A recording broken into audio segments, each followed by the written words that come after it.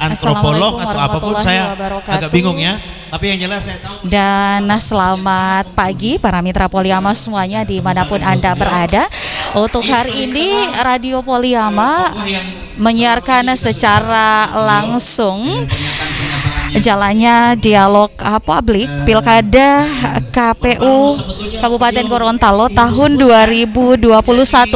Dan untuk dialog yang dilaksanakan di Warung Kopi Pinogu pada pagi hari ini digelar ataupun digagas atas kerjasama AMMPD, Aliansi Masyarakat Mahasiswa Peduli Daerah Provinsi Gorontalo, dan telah hadir beberapa narasumber di hari ini. Di antaranya ada Ketua KPU Kabupaten Gorontalo Bapak Rashid Saiu, juga Ketua Bawaslu Kabupaten Gorontalo Dr. Salahuddin Pakai SAG selaku praktisi hukum, Punco Tanipu STMA selaku sosiolog, dan juga Bapak Umar Karim SIP selaku LSM.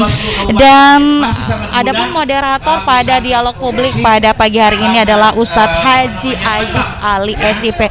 Kita akan ikuti bersama para mitra Poliama dan juga netizen yang sementara menyaksikan kami melalui live streaming Facebook Poliama Top FM dan juga KPU Kabupaten Gorontalo, jalannya dialog publik pada hari ini.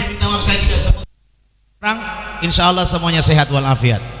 Saya tidak ingin berlama-lama, akan segera menyerahkan sound system ini kepada para pembicara. Tapi perkenankan saya menyampaikan biar dialog publik kita di pagi hari ini berjalan dengan lancar. Saya butuh komitmen kita sekalian. Yang pertama dan paling utama, komitmen tertib. Kita siap tertib dalam berdiskusi, Bapak Ibu? Siap tertib? Tahu pengertian tertib? Bahwa kalau satu lagi diberi kesempatan bicara, yang lain atau semuanya bahkan diam dan menyimak, begitu ya. Nanti kita boleh bicara kalau kemudian setelah pembicara pendahulu sudah selesai dan lalu lintas diskusi itu diserahkan kembali kepada moderator sebelum pada akhirnya Bapak dan Ibu ditunjuk untuk menjadi pembicara selanjutnya. Setuju begitu? Setuju begitu? Saya perlu menyampaikan terima kasih kepada Mbak Kiki Poliama karena telah menyiarkan acara ini secara langsung, diskusi publik kita secara langsung. Tepuk tangan dulu buat Mbak Kiki. Dan rencananya insya Allah sampai 2 jam Mbak Kiki ya. 2 jam Mbak Kiki. Halo Mbak Kiki. 2 jam ya. 2 jam kita di udara ya. Nah. Dan tentu kepada pemilik warung kopi Ibu Haji juga yang telah menyiapkan tempat. Dan yang paling penting adalah teman-teman di AMMPD, Aliansi Masyarakat dan Mahasiswa Peduli Daerah. Tepuk tangan buat teman-teman AMMPD penyelenggara. Nah, Bapak Ibu Saudara sekalian, bermartabat. Diskusi ini digagas Bapak dan Ibu untuk menjawab kerinduan kita. Bahkan bukan cuma kerinduan, bahkan kita ini haus untuk bisa berada di ruang publik seperti ini, berdiskusi dengan tema-tema kontemporer. Dan yang paling kontemporer adalah tema soal pilkada. Bahkan bukan cuma di Kabupaten Gorontalo, ada 2 kabupaten lain yang sedang menghadapi event yang sama. Tapi pagi ini kita memilih tema Pilkada Kabupaten Gorontalo bermartabat. Saya coba buka-buka kamus besar bahasa Indonesia. Bermartabat itu maksudnya yang memiliki martabat. Jadi pilkada yang memiliki martabat. Begitu dielaborasi lebih jauh, martabat itu berarti tingkat harkat kemanusiaan, atau di arti yang lain harga diri. Dengan demikian kita ingin mengatakan pilkada Kabupaten Gorontalo bermartabat adalah pilkada Kabupaten Gorontalo yang mengangkat derajat harkat martabat kemanusiaan. Dan atau pilkada Kabupaten Gorontalo yang memiliki harga diri. Bapak dan Ibu, biasanya kalau kita bicara soal pilkada, bahkan pemilu, apalagi kalau sudah ada embel-embel bermartabat atau berintegritas, biasanya yang kita soroti 3. Yang pertama penyelenggara pemilu, betul tidak? Penyelenggara itu yang biasanya kita soroti, penyelenggara pemilu. Dan alhamdulillah penyelenggara pemilu ini hadir Ketua Bawaslu dan bahkan Ketua KPU. Nah, silahkan kalau ada yang mau menyoroti beliau-beliau, silahkan disoroti. Apakah itu berkenaan dengan sikap para penyelenggara ini atau bahkan regulasi yang melatari tugas-tugas para beliau ini. Yang kedua adalah para calon. Ini yang biasa menjadi titik sorotan ya kalau kita bicara soal pemilihan atau pilkada yang bermartabat. Calon itu biasanya juga menjadi sorotan. Yang ketiga adalah masyarakat. Nah, untuk menjawab semua ini, kita akan beri kesempatan pertama kepada Ketua KPU Kabupaten Gorontalo untuk menyampaikan persiapan KPU dalam rangka menyelenggarakan pilkada yang bermartabat ini dari sisi administrasi ya, begitu ya Pak Ketua ya. Kalau boleh dibatasi sampai 10-15 menit menyampaikan biar kebagian semua bicara dan kita akan lebih banyak berdiskusi. Setuju ya? Jadi 10 atau paling lama 10 menit saja, 10 menit. 5 menit terlalu singkat. 10 menit saya akan hitung mulai dari sekarang. Dipersilakan Ketua. Tepuk tangan dulu buat Ketua.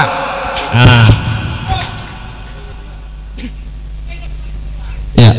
Assalamualaikum warahmatullahi wabarakatuh. Alhamdulillahirabbil alamin, segala puji bagi Allah, salawat dan taslim atas junjungan kita Nabi besar Muhammad sallallahu alaihi wasallam. Terhormat panitia pelaksana, moderator, yang terhormat para narasumber yang saya tidak dapat sebutkan satu persatu. Kenal sebetulnya tapi jangan sampai lupa namanya sehingga salah menyebutkan nama atau gelar.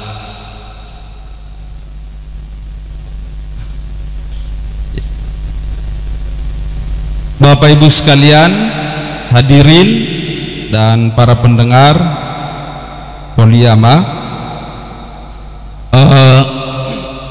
pertama kami sampaikan bahwa terkait dengan persiapan, KPU saat ini sudah memasuki tahapan persiapan pencalonan. Sampai dengan tanggal 3 nanti itu adalah periode pengumuman pendaftaran bakal pasangan calon bupati dan wakil bupati Gorontalo tahun 2020, dan dimulai dari tanggal 4 sampai dengan tanggal 6 KPU akan menerima pendaftaran bakal pasangan calon bupati dan wakil bupati Gorontalo tahun 2020. Bapak Ibu sekalian, terkait dengan seluruh tahapan itu, kami KPU Kabupaten Gorontalo sudah melakukan langkah-langkah untuk memastikan bahwa pelaksanaan tahapan itu berjalan dengan baik, tertib, dan seluruh bakal pasangan calon serta partai politik pengusung ini mendapatkan fasilitas yang sama dan adil dari penyelenggara pemilihan, dalam hal ini KPU Kabupaten Gorontalo, karena memang seperti itulah amanat undang-undang dan PKPU. Seluruh peserta pemilihan harus diperlakukan sama dan adil dalam pelayanan. Bapak Ibu sekalian, dalam waktu yang bersamaan kami juga ada kegiatan rekapitulasi penyusunan daftar pemilih, hasil pencocokan dan penelitian, dan secara serentak dimulai hari ini di 205 desa dan kelurahan yang ada di Kabupaten Gorontalo. Proses itu adalah proses yang panjang juga, sejak dari penyerahan DP4 oleh Kementerian Dalam Negeri yang sumber datanya berasal dari Dinas Kependudukan dan Catatan Sipil, kemudian diolah oleh Kementerian Dalam Negeri dan diserahkan kepada KPU Republik Indonesia dalam bentuk daftar potensial, daftar penduduk potensial pemilih pemilihan atau yang disingkat dengan DP4. Setelah itu DP4 itu baru diserahkan kepada KPU penyelenggara pemilihan untuk dilakukan analisa dan pemetaan TPS. Setelah kita dapatkan itu, baru kita lakukan pencocokan dan penelitian terhadap daftar pemilih yang kami serahkan kepada PPS melalui PPK. Proses yang panjang itu tentu ada hambatan, ada kekurangan, dan dalam perjalanan kami terus menyempurnakan itu dengan terus memaksimalkan proses pencocokan dan penelitian pemutakhiran data pemilih, termasuk juga berkoordinasi dengan seluruh pihak, dalam hal ini Bawaslu dan Dinas Kependudukan Catatan Sipil Kabupaten Gorontalo. Bapak Ibu sekalian yang kami hormati, proses-proses yang kami lakukan itu sesungguhnya adalah untuk memastikan bahwa penyelenggaraan pemilihan itu dilakukan secara profesional, akuntabel, dapat diakses oleh seluruh pihak yang berkepentingan sesuai dengan peraturan perundang-undangan yang berlaku. Kemudian penyelenggaraannya dilakukan oleh penyelenggara secara mandiri, artinya bebas dari intervensi. Itu prinsip mandiri yang kami pelajari. Dilakukan secara jujur. Kemudian yang tadi saya sebutkan akuntabel. Kalau berdasarkan penjelasan Pak Firian, anggota Komisi Pemilihan Umum Republik Indonesia, bahwa terjemahan dari akuntabel itu sejak KPU dibentuk dalam Undang-Undang Dasar 1945 ini terus berkembang dan bergulir, sehingga pada perkembangan terakhir maka dibentuklah untuk menjamin akuntabilitas itu profesionalitas penyelenggara pemilihan, dalam hal ini KPU. Dalam perkembangannya terus dilakukan peningkatan. Oleh karena itu DPR melalui Undang-Undang Nomor 7 dan Undang-Undang Pemilihan kemudian mengamanatkan untuk membentuk Badan Pengawas Pemilihan Umum, termasuk pembentukan Dewan Kehormatan Penyelenggara Pemilihan Umum.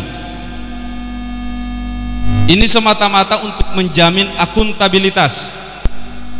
Boleh jadi dalam proses-proses sebelumnya, sebelum hadirnya Bawaslu atau pengawas pemilihan, ada pandangan masyarakat bahwa proses yang dilakukan oleh KPU itu sifatnya, kesannya masih sangat tertutup. Ada informasi yang tidak dapat diakses oleh masyarakat karena keterbatasan, dibatasi oleh regulasi.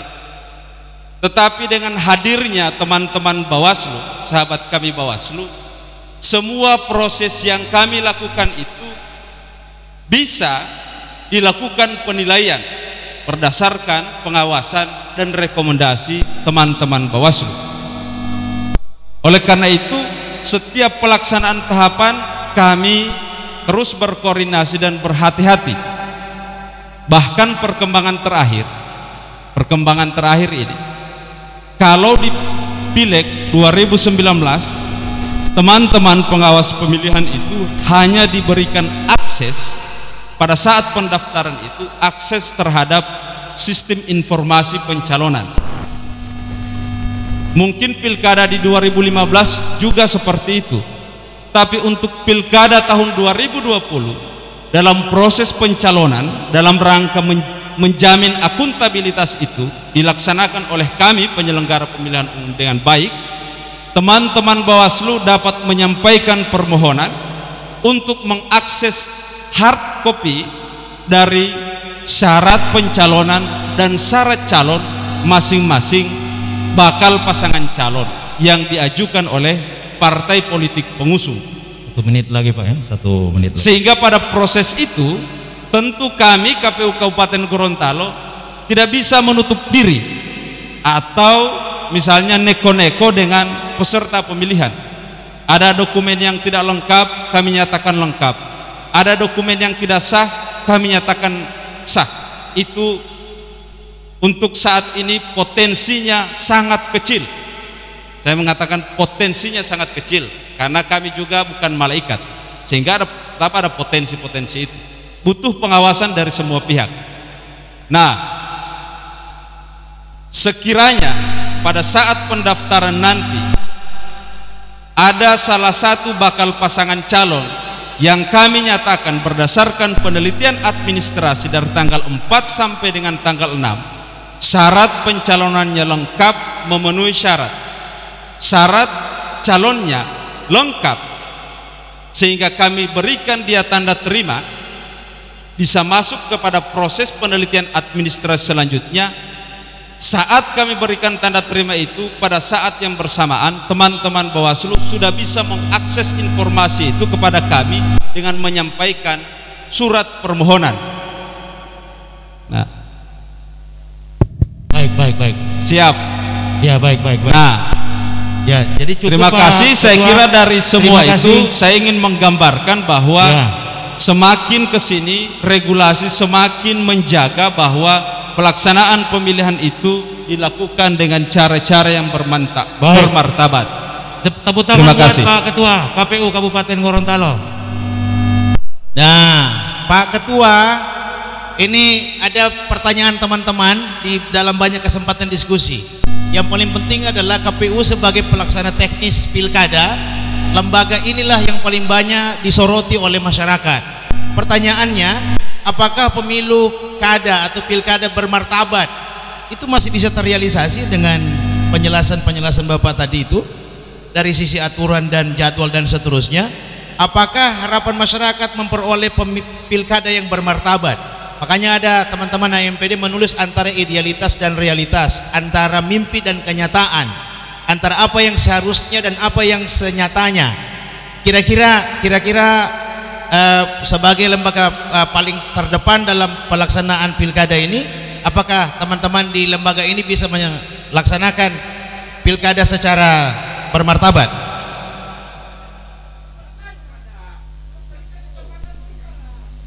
Iya, sebentar, Bapak ada giliran, atau Bapak ganti saya di sini?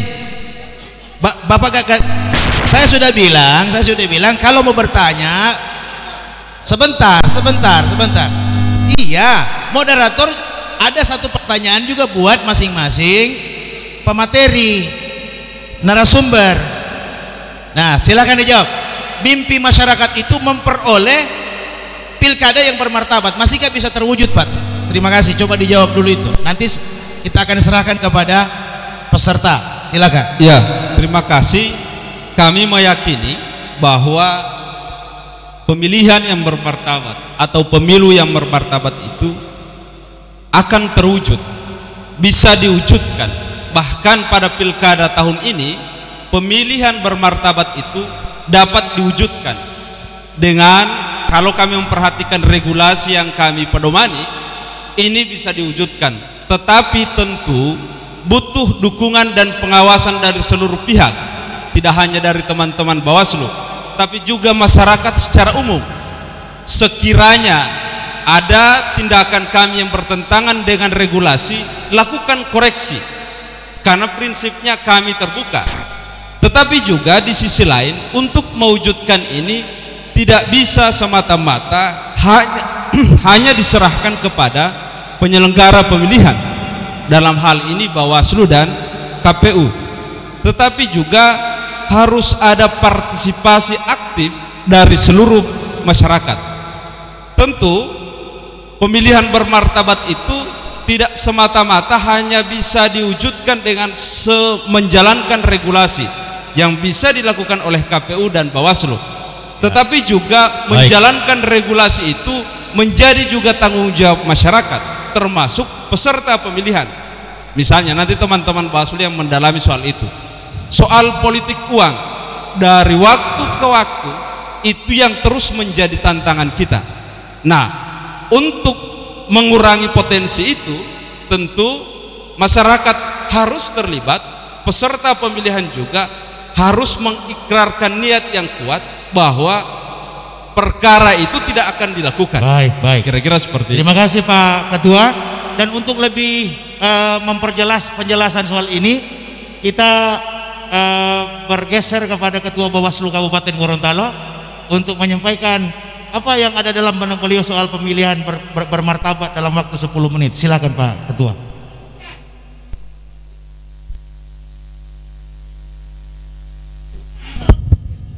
Bismillahirrahmanirrahim. Assalamualaikum warahmatullahi wabarakatuh. Yang saya hormati senior-senior para narasumber, bapak-bapak peserta dialog publik pagi hari ini di Warung Kopi Pinogu. Terima kasih atas kesempatannya yang sudah memberikan ruang bagi kami penyelenggara pemilu dalam menyampaikan hal-hal yang berkaitan dengan teknis maupun pengawasan. Pertama, bahwa pemilu ataupun pilkada ini bagi kami itu adalah hal yang biasa. Karena kenapa? Ini sudah menjadi rutinitas politik setiap 5 tahunan. Bahkan sekarang sudah bukan 5 tahunan lagi, sudah selesai pileg kemarin 2019, sekarang pilkada. Sebentar lagi kalau disetujui oleh DPR, pilgub nanti, kemudian bersambung lagi dengan pileg dan pilpres secara serentak. Nah, ini sudah menjadi rutinitas politik. Itu bagi kami adalah hal yang biasa, karena juga bagi masyarakat ini sudah menjadi rutinitas mereka dalam memilih para pemimpin setiap 5 tahunan. Yang menjadi tidak biasanya adalah pelaksanaan pilkada kali ini adalah di tengah pandemi. Ada pembatasan-pembatasan tertentu yang tentunya dihendaki oleh pemerintah atas masukan masyarakat, representasi masyarakat yang ada di DPR. Jadi sekali lagi, pemilu dan pilkada adalah hal biasa. Hal luar biasanya diselenggarakan di tengah pilkada. Maka oleh karena itu, tuntutan masyarakat pilkada harus bermartabat, berintegritas. Kalau bahasa saya, pilkada harus halal. Maka itu menjadi tujuan kita. Bagaimana mewujudkan itu menjadi tanggung jawab kita bersama. Nah, saya coba melihat dari sisi pengawasan pemilu. Pengawas pemilu diberikan mandat oleh undang-undang itu untuk melakukan 3 hal. Yang pertama adalah pengawasan terhadap seluruh tahapan pilkada. Jadi mulai tahapan persiapan, pemutahiran daftar pemilih sampai dengan pungut hitung, sampai kemudian ada perselisihan hasil pemungutan suara di Mahkamah Konstitusi. Ini yang menjadi ranah pengawasan kami. Nah, apa kemudian yang menjadi kerawanan pada saat pilkada? Yang pertama, ini berdasarkan indeks kerawanan pemilihan yang dirilis oleh Bawaslu RI sebelum masa pandemi. Kemudian pada masa pandemi ditambah lagi satu instrumen pada kerawanan, yaitu penyebaran virus COVID-19. Nah, secara umum netralitas ASN ini masih menjadi potret pelanggaran terhadap pilkada, pelanggaran di pilkada di hampir seluruh wilayah Indonesia. Nah, ada juga 2 hal yang berkaitan dengan motif PNS untuk tidak netral dalam pilkada. Yang pertama adalah ingin memperoleh jabatan. Yang kedua itu untuk mempertahankan jabatan. Hanya 2 hal itu. Jadi dia tidak menduduki jabatan tertentu sekarang. Caranya dia memperoleh jabatan secara instan, yang mendukung salah satu pasangan calon. Untungnya kalau pasangan calon itu menang. Nah, yang kedua, kalau dia mempunyai jabatan, maka ada itikat untuk mempertahankan jabatan.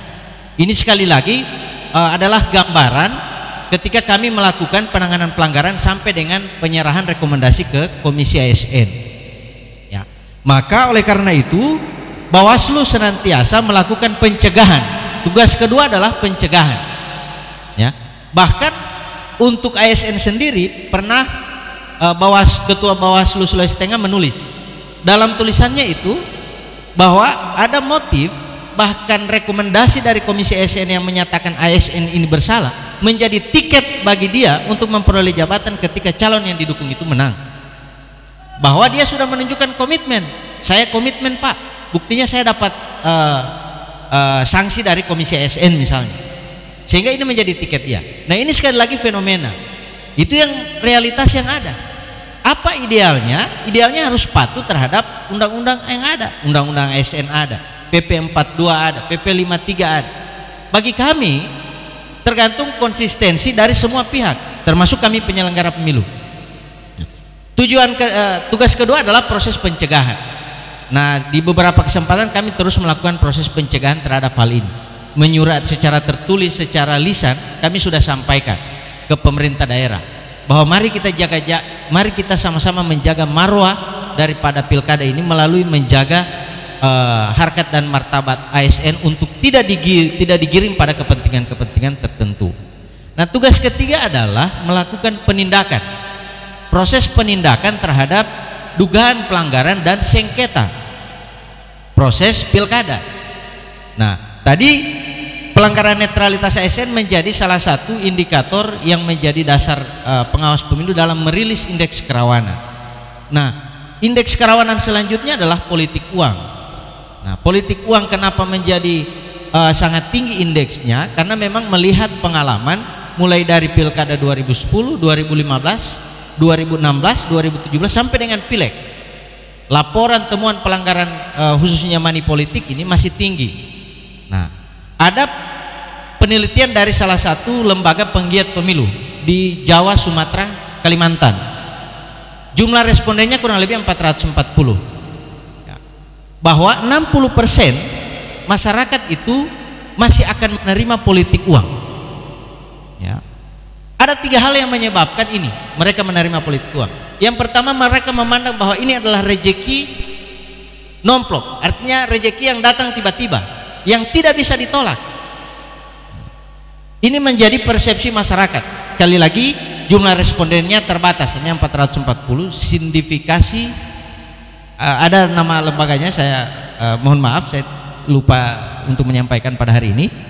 Yang kedua, bahwa ini sebagai kompensasi karena pada hari itu mereka tidak melaksanakan pekerjaan, sehingga mereka menerima ini serangan fajar, serangan bubur ayam dan seterusnya. Ya, ini motif-motif politik uang yang akan terjadi menjelang hari pemungutan suara. Yang ketiga adalah menambah pendapatan. Ini sebagai wujud karena ini rezeki minimal untuk menambah pendapatan. Nah, ini menjadi tugas kita dan menjadi PR kita bersama untuk sama-sama kita bagaimana mengisi untuk tahapan-tahapan pilkada ini tidak dengan hal-hal seperti itu. Nah, bagi kami yang terbatas jumlahnya sampai di tingkat desa, kurang lebih sampai di tingkat TPS kami hanya sejumlah TPS, maka kami butuh dukungan masyarakat. Kegiatan ini sekali lagi sejalan dengan program kami karena melalui diskusi kami dengan teman-teman di AMPD bahwa kami ada program pengawasan partisipatif. Saya kira ini yang bisa saya sampaikan di pengantar ini. Saya mohon maaf terlalu panjang lebar. Assalamualaikum warahmatullahi wabarakatuh. Ya, ini kelihatan Pak Ketua Bawaslu sangat tegas ya. Mudah-mudahan pengawasannya sampai di 811 TPS ya total, karena di sanalah puncak pertarungan Pak. Ya, terjadi seleb menyelem di sana. Sekarang kita ke Pak Dr. Salahuddin Pakaya. Beliau adalah seorang pakar hukum tata negara yang ada di Gorontalo. Beliau juga mantan ketua KPU Kabupaten Gorontalo, mantan ketua KPU Provinsi Gorontalo. Syarat dengan pengalaman, kita akan bertanya kepada beliau tentang bagaimana cara agar Gorontalo ini dalam melaksanakan pilkada benar-benar bermartabat. Silakan Pak Ketua, waktu 10 menit. Terlalu lama 10 menit. Terlalu. Baik, terima kasih. Assalamualaikum warahmatullahi wabarakatuh. Susah saya bicara ini karena disebut praktisi. Makanya kalau saya bicara konsep nanti bertentangan dengan kalimat praktis itu. Tetapi secara konsepsi, pilkada ini adalah didesain karena kita menjadi negara hukum yang demokratis. Artinya proses demokrasi itu harus dikanal dengan norma-norma hukum. Itu kira-kira yang bisa kita jadikan sebagai tema pembicaraan. Tapi kalau saya mau lihat judul dialog kita hari ini, saya seakan-akan berpikir bahwa kemungkinan AMPD ini memiliki pikiran bahwa pilkada Kabupaten Gorontalo tidak akan bermartabat karena dia mengangkat tema ini.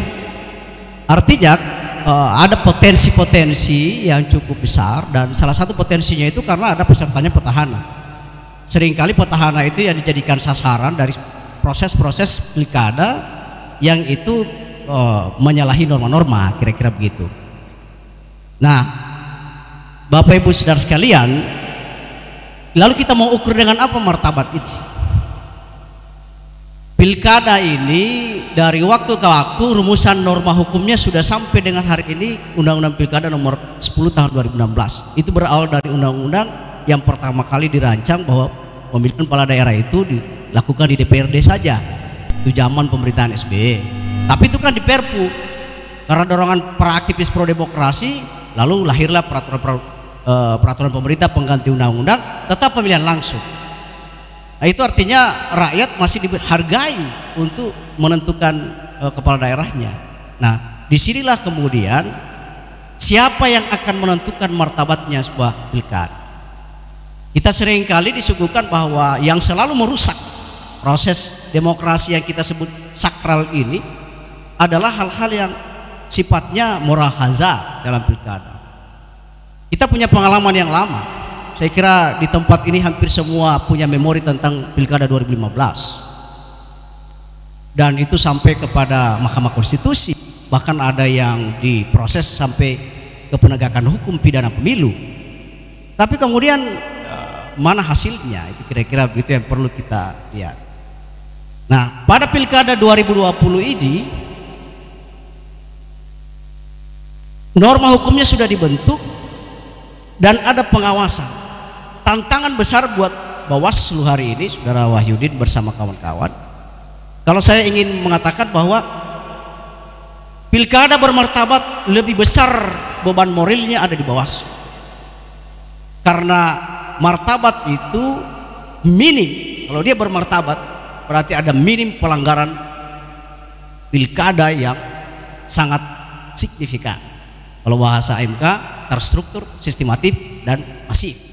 Itu namanya mengukur standar pilkada. Itu bermartabat. Tapi lagi-lagi nih, bukan membuat supaya kita tidak pesimis.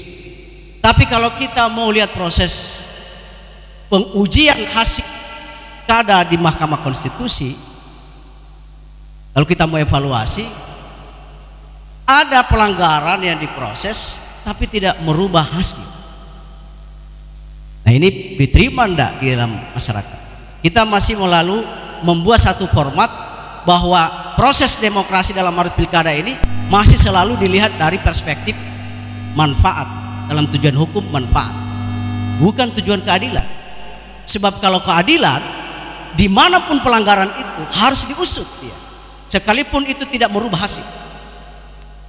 Kalau sekali kita melihat pelanggaran di satu TPS, kalau tidak masif di semua TPS, hasil tetap bisa diterima. Tetapi di TPS itu seluruh pemilihnya dilakukan dengan cara yang tidak berdasarkan norma, atau seluruh pemilih itu diberikan uang oleh pasangan calon dan mereka memilih pasangan calon tertentu berdasarkan uang itu, tetapi hanya di TPS, bukan di TPS yang lain, itu bisa diterima pilkadanya. Hanya paling kurang TPS itu yang akan dianulir dan tidak menghilangkan atau tidak mempengaruhi hasil pilkada. Itu yang terjadi dalam proses pilkada beberapa periode sebelumnya. Tapi kali ini Bapak Ibu sekalian, saya ingin memberi pekerjaan rumah buat kita. Bagaimana kita menjadikan pilkada di Kabupaten Gorontalo khususnya atau di Provinsi Gorontalo 3 daerah ini bisa bermartabat. Yang sering kali kita diskusikan adalah tindakan pejabat pemerintah yang menguntungkan salah satu pasangan calon atau merugikan pasangan calon yang lain. Itu harus mampu diusut oleh Bawaslu. Jadi KPU hari ini pasif, Bawaslu yang aktif. Makanya Bawaslu kadang-kala mau-watch KPU, kadang-kala mereka sering bakalai. Tapi itu sesungguhnya bukan bakalai, cuma ya saling beda konsep saja. Itu satu. Yang kedua, kemarin kita diskusi, saya lihat di perspektif soal mahar politik. Ada di dalam norma pasal undang-undang pilkada, tapi susah diusut. Karena mahar politik menurut penelitian Bawaslu dilakukan secara gelap dan di tempat yang tertutup. Bawaslu tidak beri alat untuk menyadap transaksi itu. Sepertinya pasal itu agak sulit untuk ditegakkan. Tapi ini tergantung Bawaslu kalau mampu dia ungkap. Mungkin di Gorontalo bisa dia ungkap. Kira-kira karena di pidana harus pembuktiannya material. Tidak salah satu bukti itu indikasi atau petunjuk, itu hanya salah satu alat bukti. Tapi harus ada bukti material terjadi penyerahan uang itu. Ini bukan jeruan.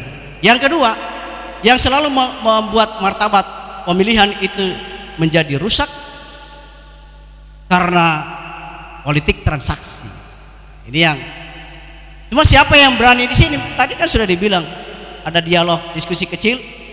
Ini transaksi uang dalam proses politik ini permintaan pasar ini.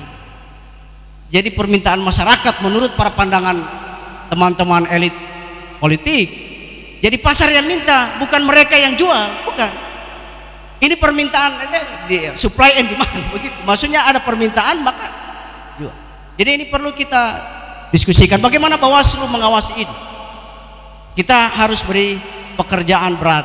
Mudah-mudahan Pak Wahyudin bersama kawan-kawan bisa melakukan itu, dan saya seringkali mengamati, saya masukkan saya ke Bawaslu terakhir ini, usahakan agar publik itu merasa percaya kepada Bawaslu. Setiap laporan itu harus dilaporkan atau dipublish progresifnya.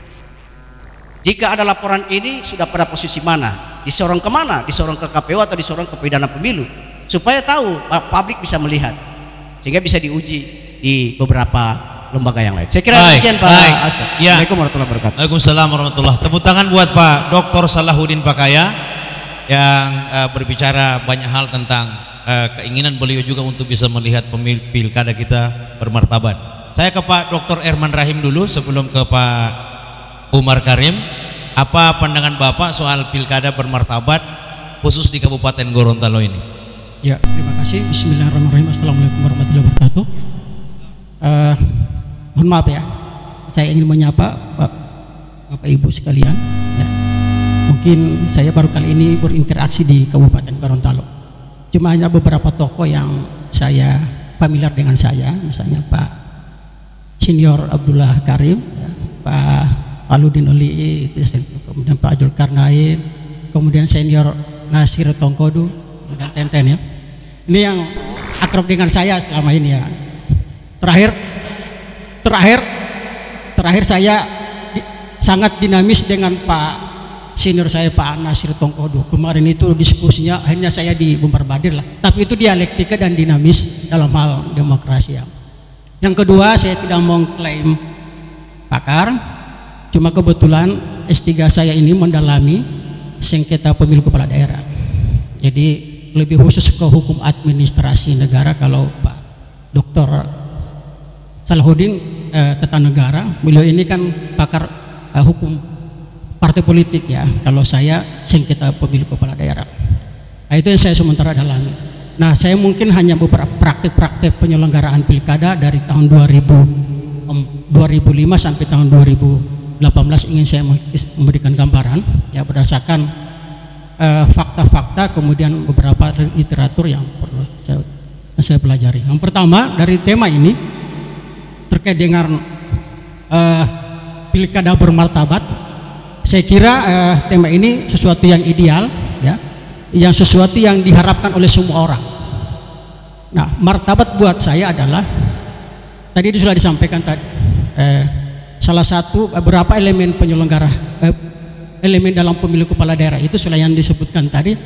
Dia ada peserta pemilu pilkada, dalam hal ini partai politik dan pasangan calon, kemudian penyelenggara pemilu dalam hal ini KPU, Bawaslu dan DKPP, kemudian ada pemilih dalam hal ini masyarakat, dan yang ketiga itu, yang keempat itu yang sangat menentukan elemen pemilu kada itu regulasi. Nah, ini elemen-elemen primer dalam pemilu. Kemudian juga ada elemen sekunder, dalam hal ini pemerintah, kemudian juga aparat-aparat di situ, kemudian ada media massa, kemudian ada aparat keamanan dalam ini TNI dan Polri, dan terakhir itu NGO kita di sini yang punya key person ya dalam masyarakat yang bisa mempengaruhi masyarakat. Saya kira martabat pilkada bermartabat jangan dicentolkan kepada elemen primer itu, tetapi kita juga ya elemen sekunder. Yang kedua,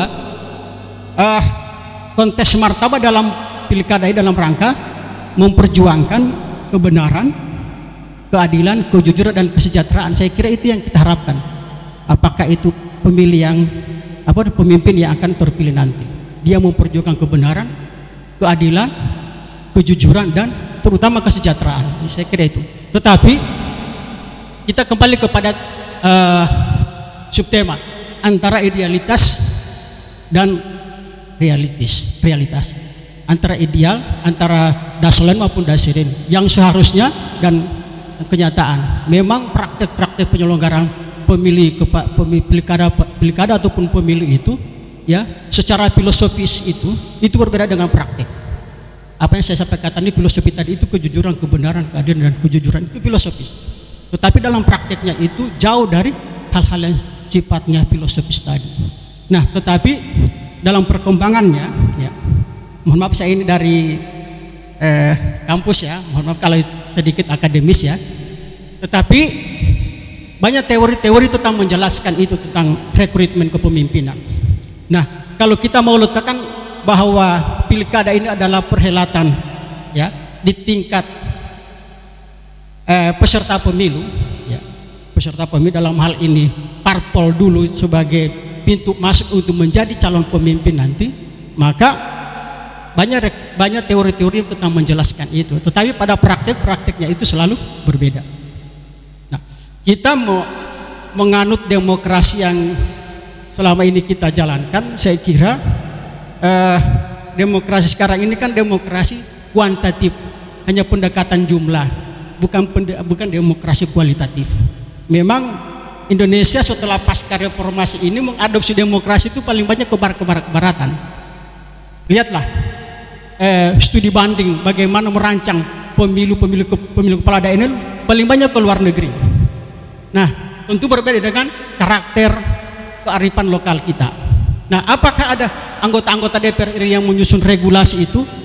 Apa dulu menggali nilai-nilai kearifan lokal tentang bagaimana rekrutmen pemimpin? Kan tidak ada. Nah, saya kira kita tahu bersama, saya sedikit mengadopsi beberapa cerita-cerita leluhur kita ya, bahwa yang menjadi pemimpin kalau Gorontalo itu pemimpin segala-galanya, bukan melalui proses politik. Dia itu pemimpin adat, pemimpin agama, dan seterusnya. Saya kira itu hal-hal yang idealis. Cuma undang-undang pilkada kita itu hanya ada perlakuan 3 khusus ya, rekrutmen kepemimpinan. DKI Aceh itu yang harus menjadi, sebelum ke KPU itu harus tahu baca Al-Quran dulu. Di Yogyakarta itu tidak ada pemilihan, langsung ditetapkan. Kemudian Papua itu sebelum mencalonkan ke partai politik harus melalui MRP, Majelis Rakyat Papua, apakah dia asli atau tidak. Nah, apakah kita Gorontalo bisa memperjuangkan itu? Bisa. Nah, saya kira itu ini idealis. Nah, sekarang saya mencoba praktek-praktek pilkada khususnya di kontes Gorontalo, karena sedikit saya mau dalami tentang pencalonan. Kemarin waktu pilkada kota Gorontalo 2018 ya, ada dicoret itu calon wakil wali kota. Saya sudah memberikan materi juga pada saat sosialisasi. Saya prediksi bahwa akan terjadi lagi sengketa. Kenapa? Karena berdasarkan kalau teori-teori itu kan menjelaskan, menilai dan memprediksi. Kemudian dan sengketanya betul-betul terjadi Pak Herman. Iya. Ya, ada pencoretan nama. Dan kalau kita mau tarik lagi ke belakang ya, saya mohon maaf karena saya pernah dari KPU kota ya. Setiap perhelatan pilkada di kota itu, KPU kota selalu memakan korban dan berakhir dengan pemecatan komisi penyelenggara KPU. Dan alhamdulillah saya sampai 2 periode itu tidak pernah dipecat. Karena untuk ya, kita beri tepuk tangan kepada Pak Dr. Herman. Mohon maaf tidak memotong tapi waktunya cukup. Ya. Saya kira Pak nanti berkembang pada diskusi Pak. Hanya satu ya. Karena ukuran integritas penyelenggara pemilu itu di DKPP kalau mengambil keputusan kalau tidak dipecat berarti baik. Ya, tepuk tangan sekali lagi buat Pak Dr. Herman Rahim. Dan terakhir kita ingin ada warna lain dari penyampaian materi selama 10 menit ini. Pertanyaannya singkat sekali Pak Umar, mudah-mudahan Pak Umar bisa mengulas dalam pemaparannya sebentar. Apakah kita masih bisa bermimpi mendapatkan pilkada bermartabat di Kabupaten Gorontalo ini? Silakan Pak Umar. Halo. Terima kasih. Assalamualaikum warahmatullahi wabarakatuh. Seluruh hadirin saya hormati, judul kita pada pagi siang hari ini adalah Pilkada Kabupaten Gorontalo bermartabat, antara idealitas dan realitas.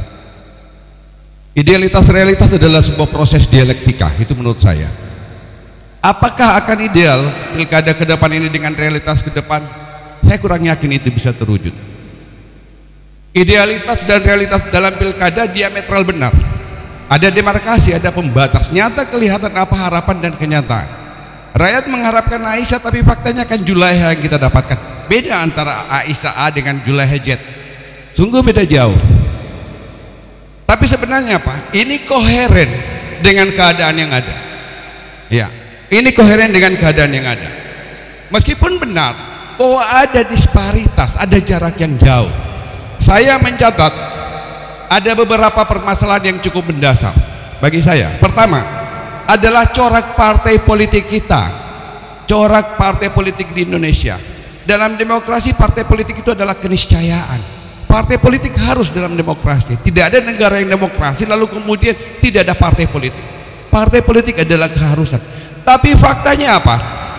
Saya mohon maaf, 2006 salah seorang penyusun draft Undang-Undang nomor 2 tahun 2008. Saya terpilih dari Gorontalo, dari lembaga Jerman Friedrich Naumann Stiftung yang bekerja sama dengan LIPI. Saat itu kita merumuskan, gagasan kita kemudian banyak terterima bahwa partai politik itu harus dikelola atau dimanajemen dengan mengedepankan kedaulatan masyarakat daerah, atau lebih dikenal dengan desentralisasi partai politik. Tapi fakta yang ada sekarang yang adalah sentralisasi, bahwa kalau kita maju pilkada, Bapak harus benar-benar mampu lobby orang pusat. Emangnya hanya pemerintah pusat yang memiliki negara ini? Kita di Gorontalo juga punya kewenangan yang sama. Tapi faktanya, coba orang partai yang ada di sini, apakah Anda ditanyai oleh partai Anda bahwa ini calon yang akan kita dukung? Tapi kan tiba-tiba biasanya lalu kemudian SK sudah dari pusat tanpa kita bisa membantah. Benar tidak? Ini fakta. Lalu kemudian kalau ini fakta, kemudian kita menyatakan bahwa ke depan pilkada ini bermartabat, saya kurang yakin. Nonsens, benar-benar diametral, berbeda jauh. Berikut, partai kita ini pengelolaannya oligarki. Penentu keputusan di partai ini hanya 1-2 orang. Benar tidak? Apakah pengambilan keputusan dalam menentukan calon benar-benar partai mengakomodir suara dari ranting, dari desa misalnya, kecamatan, daerah? Kan tidak, kadangkala hanya beberapa orang yang berpengaruh di partai lalu kemudian mengambil keputusan dan kemudian menerbitkan SK dan rekomendasi tanpa menanyakan kepada anggotanya yang di tingkat desa. Lalu kemudian dengan ini kita menjawab bahwa pilkada ke depan adalah sebuah proses yang bermartabat. Bukankah rakyat pemilik kedaulatan? Kadangkala dalam pilkada rakyat menjadi diksi yang paling tepat dengan dirumuskan secara apik, semantiknya luar biasa indah. Tapi kemudian setelah itu rakyat menjadi kecewa. Itu pertama, partai politik. Kedua, kapitalisasi politik. Saya sepakat dengan Pak Dokter tadi. Money politik bahasa sederhananya. Benar, supply and demand itu teori dari Adam Smith. Pasar menginginkan, maka para politisi pasti menjawab, lu jual, gue beli. Rakyat butuh uang, kami bayar. Sebenarnya siapa yang salah? Apakah rakyat? Apakah politisi? Apakah calon? Ini adalah lingkaran setan. Lingkaran setan yang sulit kita menjawab. Tapi paling penting dan paling prinsip adalah penegakan hukum. Bahwa money politik adalah konsensus kita semua, adalah sebuah pelanggaran. Tapi apakah hukum mampu mengurai itu? Saya kurang yakin. Berikut adalah pendekatan penyelesaian sengketa lebih pada procedural justice, bukan pada substansi justice, bukan pada pendekatan keadilan substansif, tapi hanya keadilan prosedural. Contoh apa? Jika Anda bersengketa, ketika Anda ke Mahkamah Konstitusi, Anda harus bawa kalkulator. Kalkulator yang kita butuhkan. Kenapa? Kita hitung dulu apa 2% selisihnya. Apakah mencari keadilan di negara ini kita perlu hitung-hitungan lebih awal? Apakah ini kemudian disebut dengan martabat? Saya tidak yakin. Kenapa? Undang-undang pilkada, undang-undang tahun 2015 kalau tidak salah, undang-undang nomor 1 sudah memberikan kewenangan kepada Mahkamah Konstitusi bisa menyelesaikan sengketa pilkada sepanjang selisihnya 2%. Dan itu adalah sebuah proses yang sama sekali tidak adil. Saya pernah merasakan bagaimana beracara secara prinsipal di Mahkamah Konstitusi. Berikut partisipasi. Partisipasi memiliki korelasi erat dengan pilkada bermartabat. Dengan kondisi pandemik seperti ini, apakah partisipasi bisa maksimal? Ingat, calon itu harus menyampaikan visi misi. Jika visi misi hanya sekedar resolusi on the paper, hanya di atas kertas, lalu kemudian tidak ada penerapannya, gimana? Kenapa? Rakyat hampir tidak bisa menilai visi misi karena terbatasnya media kampanye. Kampanye konon bahkan bisa menjadi melalui daring, melalui WhatsApp. Lalu bagaimana? Kita harus tahu bahwa calon pemimpin di daerah ini atau di mana saja, sampai isi perutnya rakyat harus tahu. Bagaimana kita bisa tahu isi perutnya lalu kemudian kita tidak mendapatkan informasi yang matang tentang itu? Sehingga dalam kesimpulan saya, utopia, mimpi di siang bolong jika kita berharap pilkada ke depan benar-benar bermartabat. Dan mohon maaf, itu bukan pada kapasitas dari beliau-beliau yang ada di depan kita, tapi sistem yang kita juga ikut merumuskan. Sistem yang lahir dari sebuah lembaga namanya DPR dan Presiden, dan kita juga ikut memilih Presiden dan anggota DPR itu yang melahirkan sistem yang kurang baik ini. Demikian, terima kasih. Iya, tepuk tangan yang meriah buat Pak Umar Karim, pembicara penutup. Dan kini kita akan masuk ke sesi diskusi tanya jawab. Saya berharap sekali lagi kita bisa tertib dan kalau boleh pertanyaannya singkat, padat, jelas. Kesempatan pertama saya serahkan kepada Bapak Andres Entengo. Mana Pak Andres Entengo tadi? Mana Pak Andres? Mana Pak Andres? Tunggu sebentar. Pak Andres pertama. Terima kasih. Bismillahirrahmanirrahim. Assalamualaikum warahmatullahi wabarakatuh. Tenang aja. Tenang.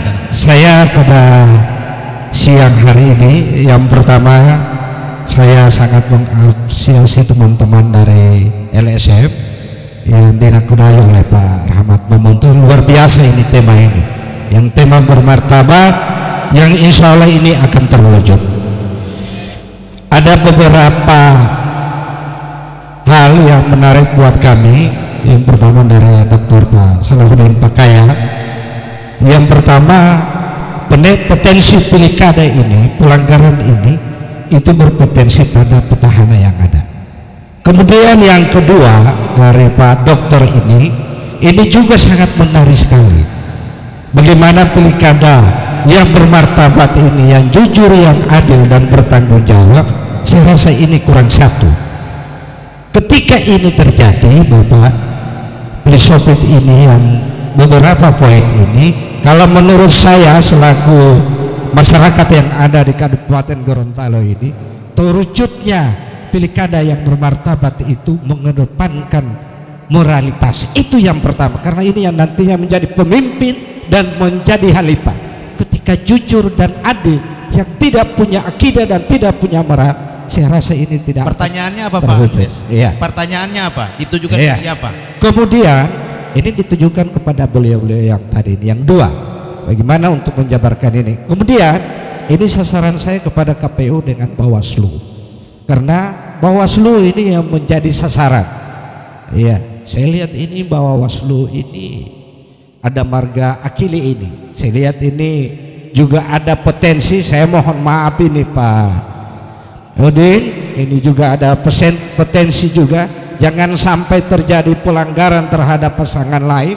Ada istilah 86. Iya, ini juga tugas dari Bawaslu, dan ini khususnya kepada KPU. Ini masalah teknis Pak Ketua KPU. Ini nantinya pendaftaran ini akan dimulai pada tanggal 4, 5 dan 6. Saya melihat ada beberapa calon ini pertanyaan saya langsung ini. Pertanyaan. Karena ini diatur dalam PKPU nomor 5. Tunggu dulu, Bapak tidak memberikan waktu sama saya. Pertanyaannya apa Pak? Iya, karena tidak berikan waktu, saya akan bicara seterusnya ini Pak Moderator. Berapa menit? Saya komitmen apa? Pak. Bapak belum sampai Tidak, waktu saya diberikan ke saya berapa menit? 1 menit. 1 menit, setuju? 1 Pertanyaannya menit. apa? Luar biasa. 1 menit. Saya lihat dalam pendaftaran pengalaman kemarin, Bapak Ibu sekalian, teman-teman ini peserta diskusi khusus kepada KPU, saya lihat ada pasangan, ada surat rekomendasi yang tidak ditandatangani oleh ketua umum. Ya, ini kira-kira seperti apa nantinya, karena ini diatur oleh PKPU. Ini Ya, sudah bisa saya ditangkap. lihat juga Ya. kepada Bawaslu untuk benar-benar mengawasi ini. Cukup, Pada KPU. sudah bisa ditangkap, sudah bisa. Jadi ada surat yang tidak ditandatangani oleh ketua umum, tapi Iya. suratnya belum masuk, Pak. Iya, nantinya ini, cukup, dan bisa. ini yang menjadi tugas dari Bawaslu Cukup, kepada cukup, KPU. cukup. Ini Ya. jangan sampai ada istilah 86 Pak Ketua Cukup, Bawaslu. cukup. Sudah Iya. bisa ditangkap. Ya, cukup. Secukup. Ya, cukup. Ya. Mungkin hal ini nanti berkembang. Begini ini. teman-teman ya, Iya. sudah selesai Pak Andres. Iya. Begini, jadi biar pertanyaan ini tidak terlewatkan, Iya. saya berharap diskusi kita ini biar tertib. 1 pertanyaan langsung dijawab, setuju ya? Iya. Mohon maaf, jangan ditumpuk pertanyaannya, jadi langsung dijawab. Cuma dari begitu panjangnya uraian, tidak ada pertanyaan selain yang terakhir itu. Silahkan dijawab Iya. oleh Pak Bawaslu, Pak Ketua.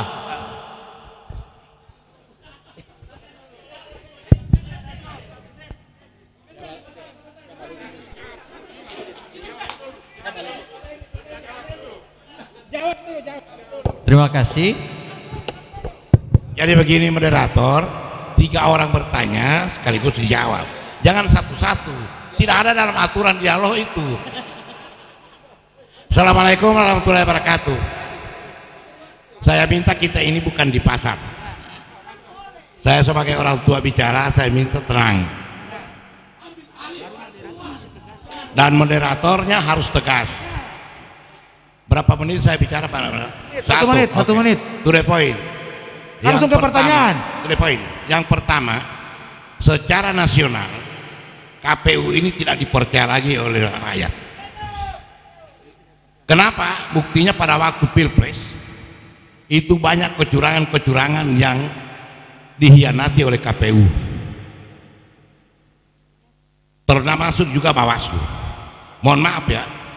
Dulu waktu kampanye Pak Joko, Pak Presiden, dia membagi-bagi amplop di dalam mobil, dibiarkan oleh Bawaslu. Iya, jangan kaitkan berapa nanda itu, tidak boleh. Nah, jadi ini Pak, insya Allah untuk Kabupaten Gorontalo tidak demikian ya. Ya. Ya. Yang berikut, yang kedua. Abang langsung ke Sudah, pertanyaan. cukup saja, cukup. Oh, tidak ada pertanyaan. Jangan dulu. Terakhir. Ya, terakhir. Sudah fair saja. Terima kasih. Kaitan tadi apa yang disampaikan Pak Ludinoli dan sangat menarik apa yang disampaikan oleh para penyelenggara, yakni Bawaslu. Tadi menarik apa yang disampaikan, politik halal. Politik halal. Di masa pandemi ini pertemuan terbatas. Nah, bagaimana langkah peran Bawaslu untuk menangani politik uang ini? yakni terjadi gelap dan tertutup. Terima kasih. Mohon penjelasannya. Mic-nya diambil. Pak Ben, mic-nya jangan dulu dikasih. Tahan mic-nya jangan dulu. Sepakat kita 3 saja. Silakan Pak Ketua Bawaslu dulu yang menjawab. Makasih moderator. Karena juga dibatasi waktu untuk penanya, maka insya Allah waktu ini akan saya gunakan sebaik-baiknya, sesingkat-singkat. Yang pertama terkait integritas penyelenggara. Sebenarnya untuk meyakinkan publik itu adalah proses yang sulit, tapi bagi saya waktu yang akan menjawab. Begitu. Misalnya contoh, saya mungkin akan sama dengan salah satu bakal calon. Saya hanya mencontohkan misalnya Pak Andries Entengo, kemudian Adnan Entengo. Apakah Pak Adnan Entengo menghalang-halangi kemudian karir misalnya Pak Andries Entengo di penyelenggara pemilu? Kan tidak. Begitu. Sehingga ini personal. Begitu. Biarkan kami akan bekerja sesuai ketentuan. Bapak Ibu kasih pekerjaan kami. Kalau ada hal yang melenceng, maka sampaikan ke Dewan Kehormatan Penyelenggara Pemilu. Begitu. Kami KPU ini dengan KPU senantiasa menjaga marwah pilkada. Kalau memang kami pun melenceng, silakan sampaikan ke Dewan Kehormatan Penyelenggara Pemilu. Kemudian terkait dengan pilkada halal. Pilkada halal bagi kami ini selalu kami sampaikan bagaimana mewujudkan pilkada halal. Terkait misalnya dengan politik uang, memang kondisi pandemi ini membuka ruang terjadinya money politik, dan itu salah satu item penelitian dari yang tadi saya sampaikan lembaga survei. Kondisi pandemi ini bahkan dalam diskusi-diskusi bagaimana misalnya penegakan hukum sementara berbenturan dengan kebutuhan masyarakat. Ada kebutuhan masyarakat misalnya dengan bantuan-bantuan sosial, kemudian berhadapan dengan kondisi pilkada yang notabene-nya ada larangan atau pembatasan-pembatasan dalam pemberian. Tentunya kami tidak ingin melarang program pemerintah karena itu juga untuk masyarakat, tapi konteksnya untuk mempengaruhi publik dengan cara-cara tertentu itu menjadi concern pengawasan kami. Nah, terkait dengan penanganannya memang sama dengan penanganan di luar kondisi pandemi, hanya ini memungkinkan untuk kami melakukan klarifikasi dan pemeriksaan secara daring, secara online, teknologi informasi. Upaya pembuktiannya insya Allah ini akan dibahas secara bersama dengan kepolisian dan kejaksaan dalam sentra Gakumdu. Baik. Saya kira itu. Ya, Pak, sudah terjawab ya. Sekarang KPU, ketidakpercayaan publik bahkan secara nasional terhadap KPU. Pak Ketua mau jawab bagaimana itu? Ya, terima kasih. Pertanyaan pertama soal persetujuan untuk bakal pasangan calon yang belum ditandatangani. Kami sampai saat ini belum melihat karena belum masuk masa pendaftaran. Tetapi penilaian kita kalau terhadap syarat pencalonan itu adalah terhadap pertama kelengkapannya dan yang kedua adalah keabsahannya. Sehingga kalau ada persetujuan begitu boleh jadi kita nyatakan lengkap tetapi tidak memenuhi syarat karena belum dibubuhi tanda tangan oleh pimpinan partai politik yang ada di tingkat pusat. Yang kedua soal ketidakpercayaan publik terhadap penyelenggara pemilihan KPU, Bawaslu. Tadi Pak Dr. Erman sudah menyampaikan dan Pak Umar Karim, Pak Dr. Salahuddin menyampaikan bahwa memang ada hambatan regulasi yang membuat pelaksanaan pemilihan itu kondisinya menjadi seperti itu.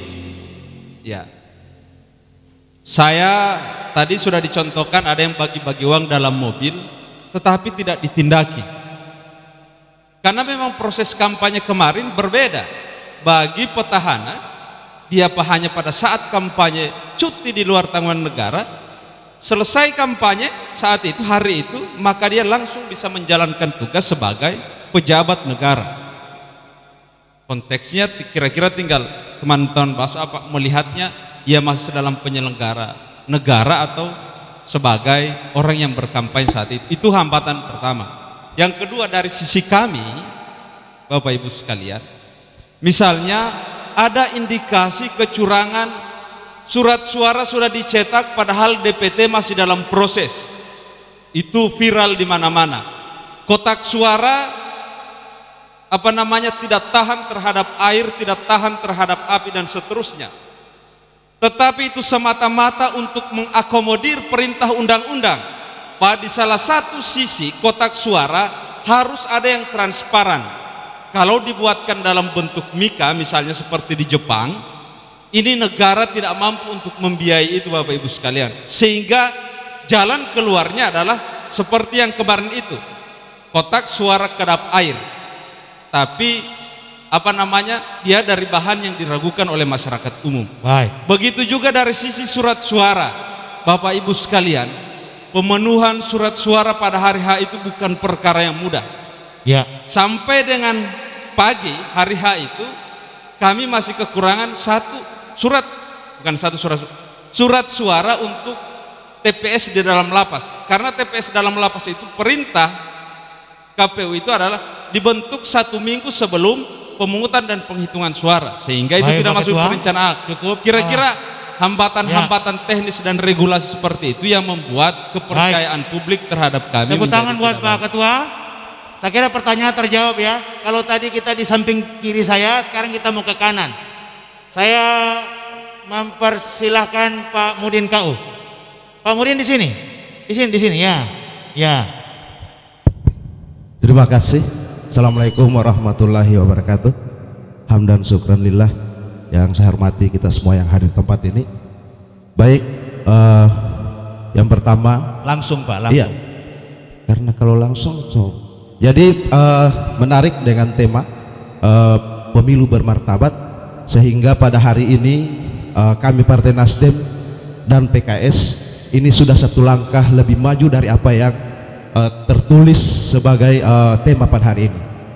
Iya, karena yang pertama, begitu panjang perjalanan karena kami menghindari mahar politik. Pertanyaannya apa? Pertanyaannya? Iya, ini kan bermartabat Pak, maka diawali dengan tanpa mahar. Kita jadi pasangan hari ini. Yang jadi pertanyaan saya, oh betul. Nah, ini yang susah ketika kami harus menyampaikan tanpa mahar. Ada tidak percaya? Langsung saja. Yang pertama, yang pertama, tindakan apa yang akan dilakukan oleh Bawaslu dan KPU yang hari ini itu mulai terlihat bahwa di mana-mana tanpa agenda yang jelas itu banyak melakukan istilahnya yang masih artinya masih terhubung dengan aturan-aturan yang ada, melakukan kampanye-kampanye terselubung seperti apa yang disampaikan tadi oleh Pak Andres. Itu yang pertama. Itu pertanyaan Pak. Kemudian yang kedua, ini khusus untuk penyelenggara hari ini, AMMPD. Sebelum Anda melakukan dialog hari ini, harusnya apa yang akan Anda lakukan terhadap pemilu bermartabat, karena yang terlihat ini AMPD ini lebih banyak di Menara Gagasan, tapi tidak terlihat satupun tindakan apa yang Anda lakukan terhadap pemilu yang bermartabat. Karena sering dalam postingan ketika kami menyampaikan politik tanpa mahar, yang ada muncul harus pakai duit, dan ini juga saya kira tujuan hari ini harus dipikirkan kembali. Terima kasih. Bisa ditangkap. Makasih. Bentar, mic-nya. Pak Jack, kasih dulu Jack. Ya, nah, Jack, kasih dulu. Pak Jack, Anda penyelenggara, nanti ada giliran sebentar. Anda Pak Rahmin Jaka ini adalah penyelenggara juga. Sebentar. Pak Budi Bia, Pak Budi Napu. Silakan. Oh, ASN, sebentar ada giliran. Bismillahirrahmanirrahim. Assalamualaikum warahmatullahi wabarakatuh. Pilkada bermartabat, ya, satu yang topik yang saya sangat menarik Pak Dr. Herman Rahim, yakni di daerah-daerah lain itu calon pemimpin itu fit and proper-nya lewat adat. Kata kasarnya seperti seperti di Jogja, Papua dan lain-lain. Di Gorontalo, lembaga adat tidak diberikan peran untuk itu. Tadi Bapak menyampaikan bahwa ini bisa diusahakan. Nah, usaha-usaha yang diambil itu seperti apa? Saya melihat contoh kemarin, untuk menjadi seorang camat, kepala daerah itu yang dulu itu meminta rekomendasi kepada Dewan Lembaga Adat. Di sini ada Bapak Pak Cimaniko, itu memberikan rekomendasi, misalnya Saudara Ajis Ali mau dijadikan sebagai camat. Track recordnya, orang tuanya semua itu menjadi dasar. Tidak curhat ini Pak. Artinya kalau melihat kriteria di lembaga adat, ada yang namanya Jatala Lambango dan sebagainya. Ada 11 kriteria itu yang ada di lembaga adat. Tapi ini kan apakah hari ini sudah terjadi? Pertanyaan Anda apa? Pertanyaannya adalah bisa nggak seperti yang dibahasakan oleh bahwa ini bisa diusahakan. Bisa dipahami. Pak Rahmin Jaka. Rahmin Jaka bukan sebagai penyelenggara pemilu, tapi sebagai ASN.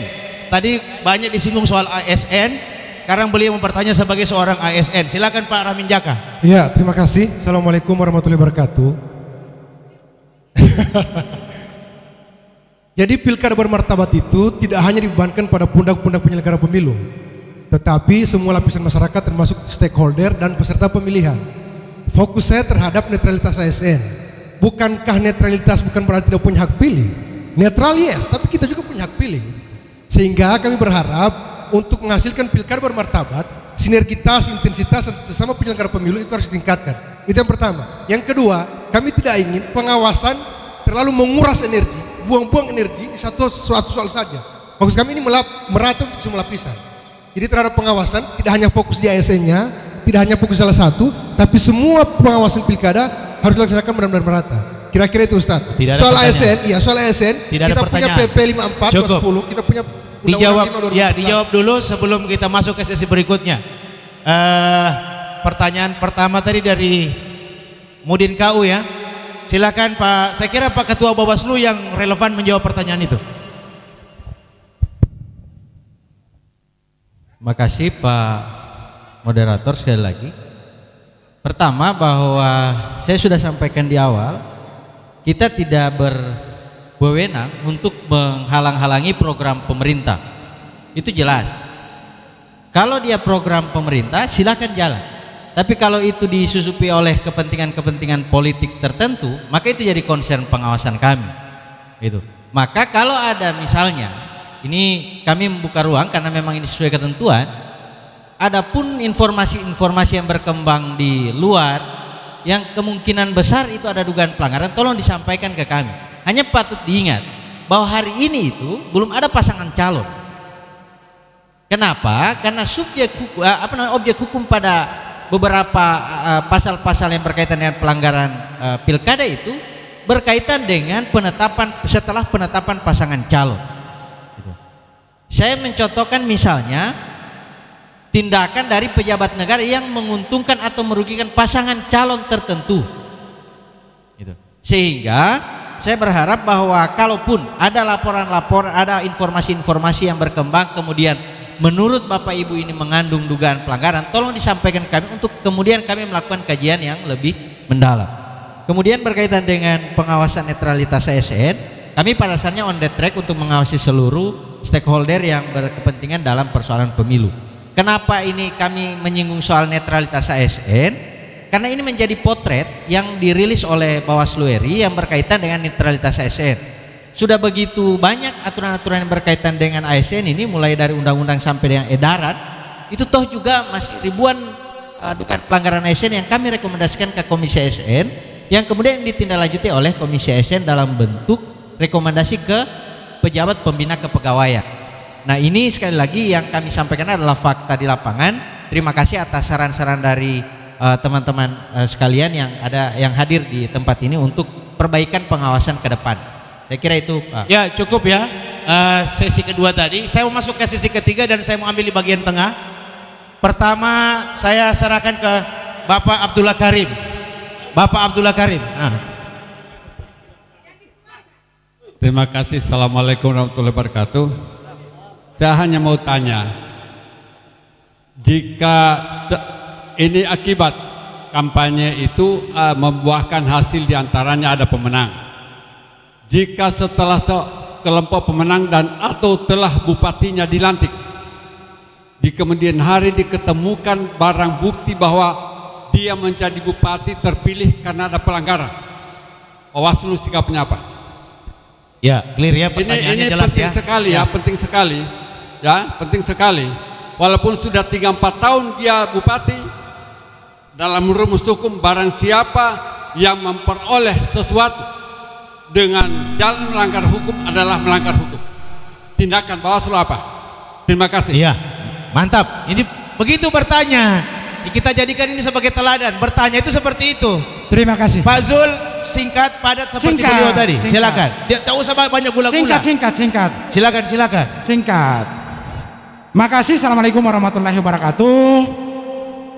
Menarik apa yang disampaikan oleh ketua kita ini. Iya, menarik sekali. Langsung saja. Yang pertama kami tanyakan Pak, ke bapak-bapak yang ada di depan ini, siap tidak, pertanyaannya ini Pak ya, siap tidak bapak-bapak bertanggung jawab dalam hal figur-figur ini ketika mengemban jabatan terpilih nanti? Kalau mereka ini yang kemudian melanggar, apakah KPU dan Bawaslu siap memberikan punishment terhadap orang-orang yang terpilih ini? Itu pertanyaan pertama. Kedua, nonsen hari ini kami tidak percaya lagi Pak soal demokrasi, Karena proses pembelajaran demokrasi terhadap masyarakat ini justru yang melakukan adalah calon itu sendiri.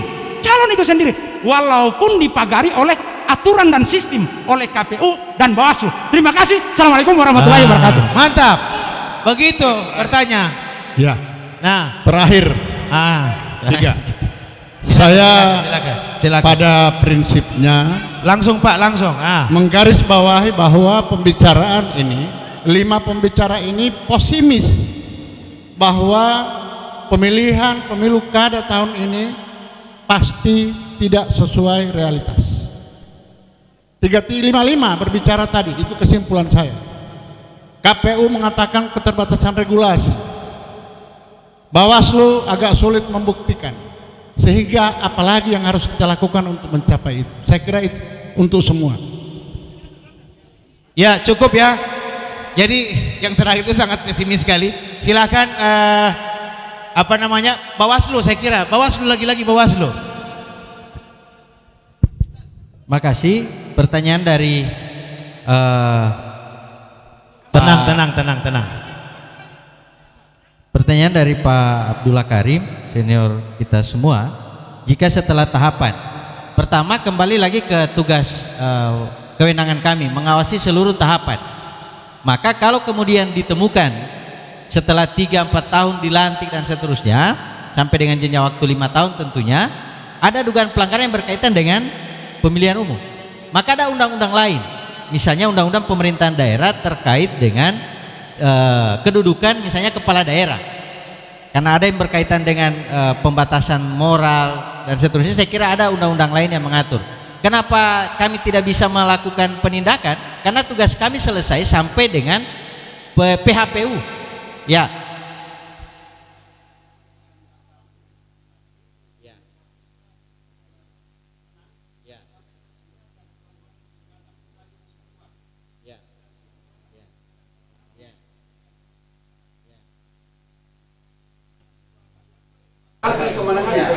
Kira-kira begitu ya.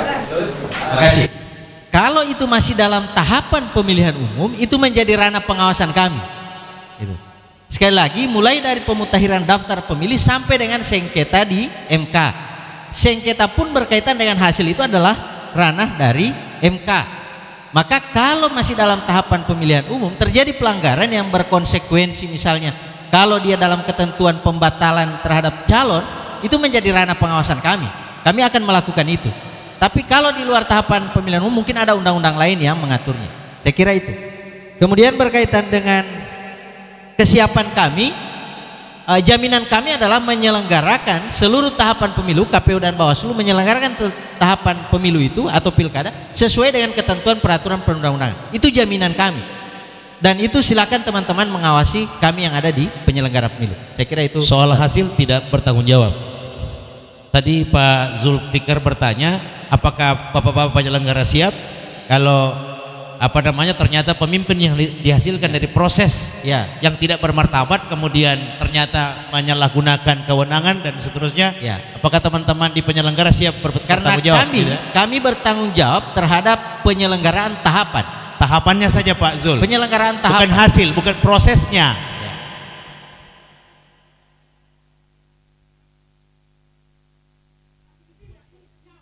Iya. Betul. Mengedepankan pada konteks ini aturan, ini bukan aturan. Tetapi bapak-bapak adalah penyelenggara di dalamnya. Iya. Maka bagaimana kita berikan punishment terhadap orang yang terpilih yang kemudian tidak bermartabat? Ini persoalan.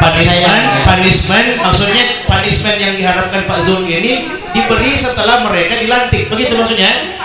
Karena banyak terjadi. Banyak halifah-halifah yang dilahirkan tidak bermartabat. Maka hari ini Kabupaten Gorontalo kita jadikan bermartabat. Secara legal, secara hukum sudah terputus hubungan Pak Zul antara pemimpin yang sudah dilantik dengan KPU. Ya. Tahu kami bahwa itu sudah terputus.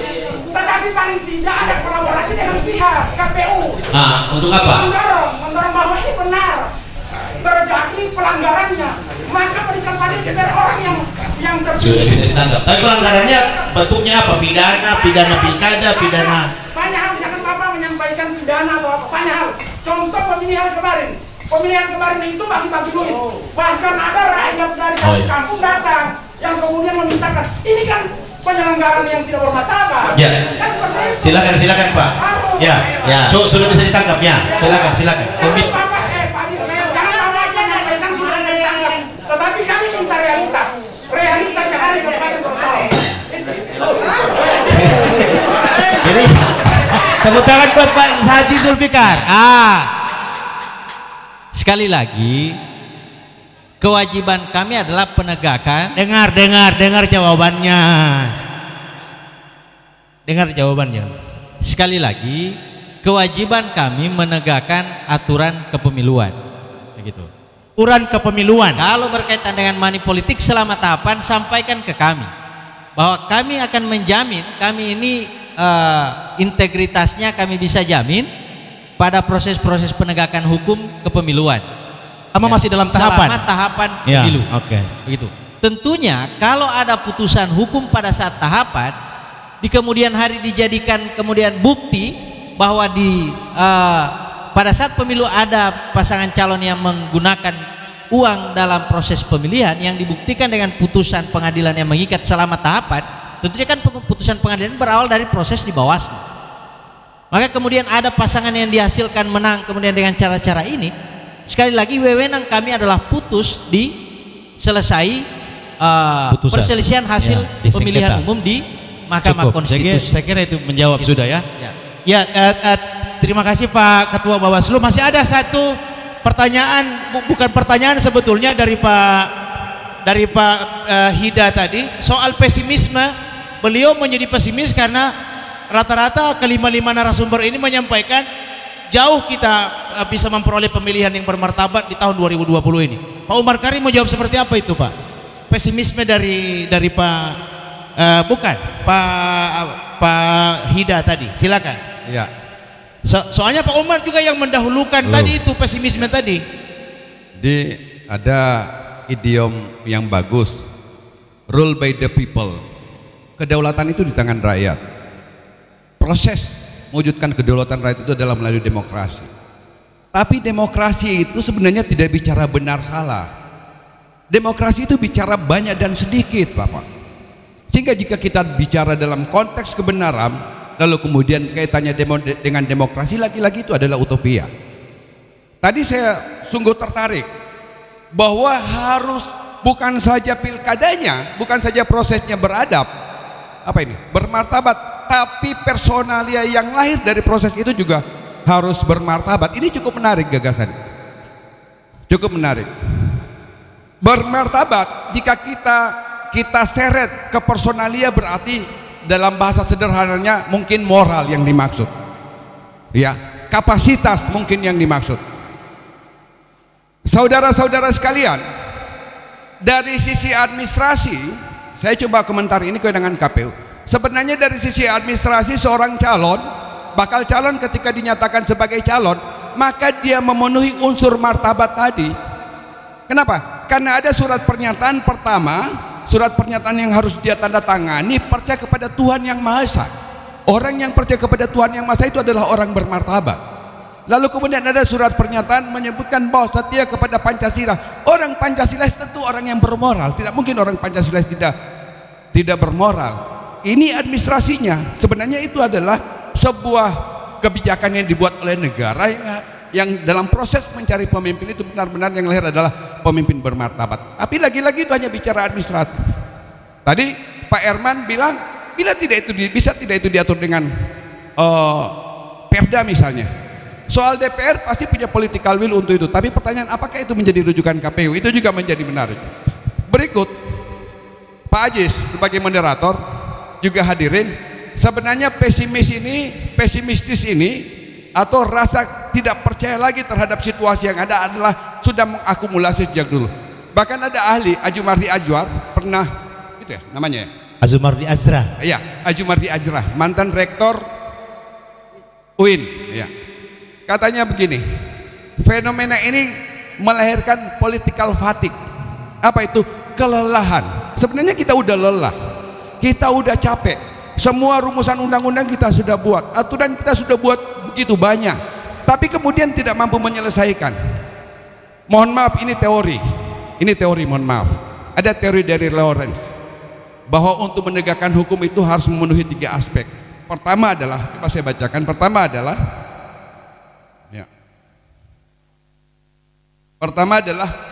law of culture, ya, budaya, lalu kemudian law of structure, dan satu lagi law of substance. Problem di kita soal struktur, iya sudah bagus, undang-undang, ya, lalu kemudian materinya sudah bagus. Pertanyaan adalah budaya kita. Apa kita benar-benar orang taat hukum? Mohon maaf, kita semua adalah pengurus partai rata-rata di tempat ini. Tapi pernah kita memprotes misalnya ketika partai tidak mengakomodir pendapat kita ketika menentukan calon. Kadang-kadang kita pasif dengan itu. Lalu kemudian kita memaki-maki keadaan. Bukankah lebih bagus kita memarahi diri sendiri? Bahwa ternyata kita juga tidak peduli. Ya. Lalu begitu misalnya ketika pemilihan tiba, kita juga yang ikut kemudian meyakinkan pemilih, bahkan kita adalah bagian orang membagi-bagi duit itu. Lalu kemudian kita lagi ketus dengan keadaan yang ada. Intinya adalah kita harus mengintrospeksi diri dari seluruh elemen yang ada, kita juga bagiannya. Utamanya tentunya adalah penyelenggara dan pengawas. Jika itu tidak dilakukan dengan baik, maka yang disebut dengan bermartabat ini lagi-lagi hanyalah mimpi di siang bolong. Tidak. Ya baik, Pak Umar Karim, terima kasih banyak. Saya kira pertanyaan terakhir saja, sesi terakhir, dan pertanyaan pertama dari sesi terakhir ini saya beri kesempatan kehormatan kepada Bapak Sukri Harmain. Ya, terima kasih. Assalamualaikum warahmatullahi wabarakatuh. Dari tadi saya mengamati semuanya harapan untuk bermartabat ini diarahkan kepada KPU dan Bawaslu. Ya. Kalau dari saya melihat ya, antara KPU dan Bawaslu itu ibarat apa ya? Kalau saya ilustrasi itu sopir mikrolet, KPU-nya sopir, Bawaslu-nya kenek. Ya. Kemudian yang mengatur mikrolet ini adalah parpol. Fakta sekarang ini saya tadi cenderung dengan apa pernyataan Pak Umar tadi. Rekrutmen daripada calon-calon ini diatur oleh parpol. Dan Kabupaten Gorontalo itu dibanding misalnya dengan Pohuwato agak lama menentukan siapa calon-calon dari parpol. Dari diskusi WA segala macam ini saya bisa baca kondisi yang menimbulkan parpol menentukan siapa calonnya adalah tawar-menawar mahar. Itu fakta, Pak. Jadi antara KPU dan Bawaslu tidak ada kaitan di soal bermartabat ini. Nah, kemudian ini yang akan menjadi gelembung daripada informasi. Ya, sehingga parpol itu adalah penyebab daripada apakah pilkada ini bermartabat atau tidak gitu loh. Nah, dengan judul ini saya bisa ambil satu kesimpulan, kalau kita idealis pasti bermartabat. Realita dari pembicaraan tadi itu cenderung tidak bermartabat. Kita coba testing floor ini Pak Bung Ajis ya. Kira-kira kawan-kawan semua ya, kawan-kawan semua yang ada di sini optimis kira-kira pilkada Kabupaten Gorontalo ini bermartabat atau tidak? Nah, susah dijawab Pak. Nah, susah dijawab. Nah, ini realita. Oleh karena itu Pak Ajis, tidak lain adalah bagaimana Kabupaten Gorontalo, pilkada di Kabupaten Gorontalo bermartabat adalah penegakan hukum yang kuat. Ya. Komitmennya di situ Pak, Bawaslu maupun Bawas. Jadi saya coba menyoroti Bawaslu. Tadi saya baca di WA, tadi malam saya baca di WA, ada salah satu ASN ya yang tidak jadi calon itu menyatakan akan mengarahkan 65.000 calonnya yang mendukung ke dia untuk diarahkan. Sekarang saya pertanyakan, bagaimana peran daripada Bawaslu untuk menindaklanjuti ini? ASN jelas. Bagaimana Bawaslu bisa menindaklanjuti? Dan itu kita lihat dalam 1-2 hari ke depan. Dan itu berita Pak Bawaslu. Ya, terima kasih Pak Sukri Harmain. Kesempatan kedua kepada Pak Nasir Tongkodo. Tepuk tangan buat Pak Nasir Tongkodo. Tepuk tangan. Nah. Makasih Pak. Assalamualaikum warahmatullahi wabarakatuh. Waalaikumsalam. Bapak pertama, saya ingatkan Pak, ya. Bapak di sini bukan narasumber Pak ya? Ya bukan. Ya Bapak penanggap atau pemberi pertanyaan? Penanya, silakan. Saya tidak dalam kapasitas itu.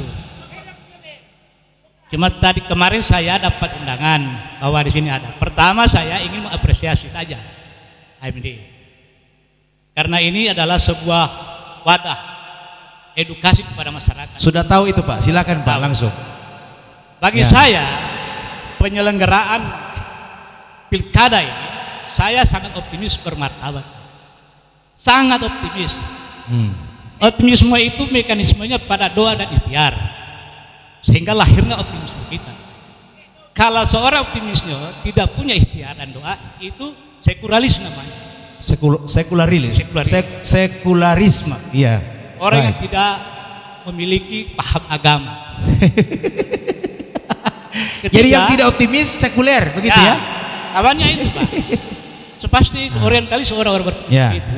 Pertanyaan Bapak apa? Pertanyaan Bapak. Ya.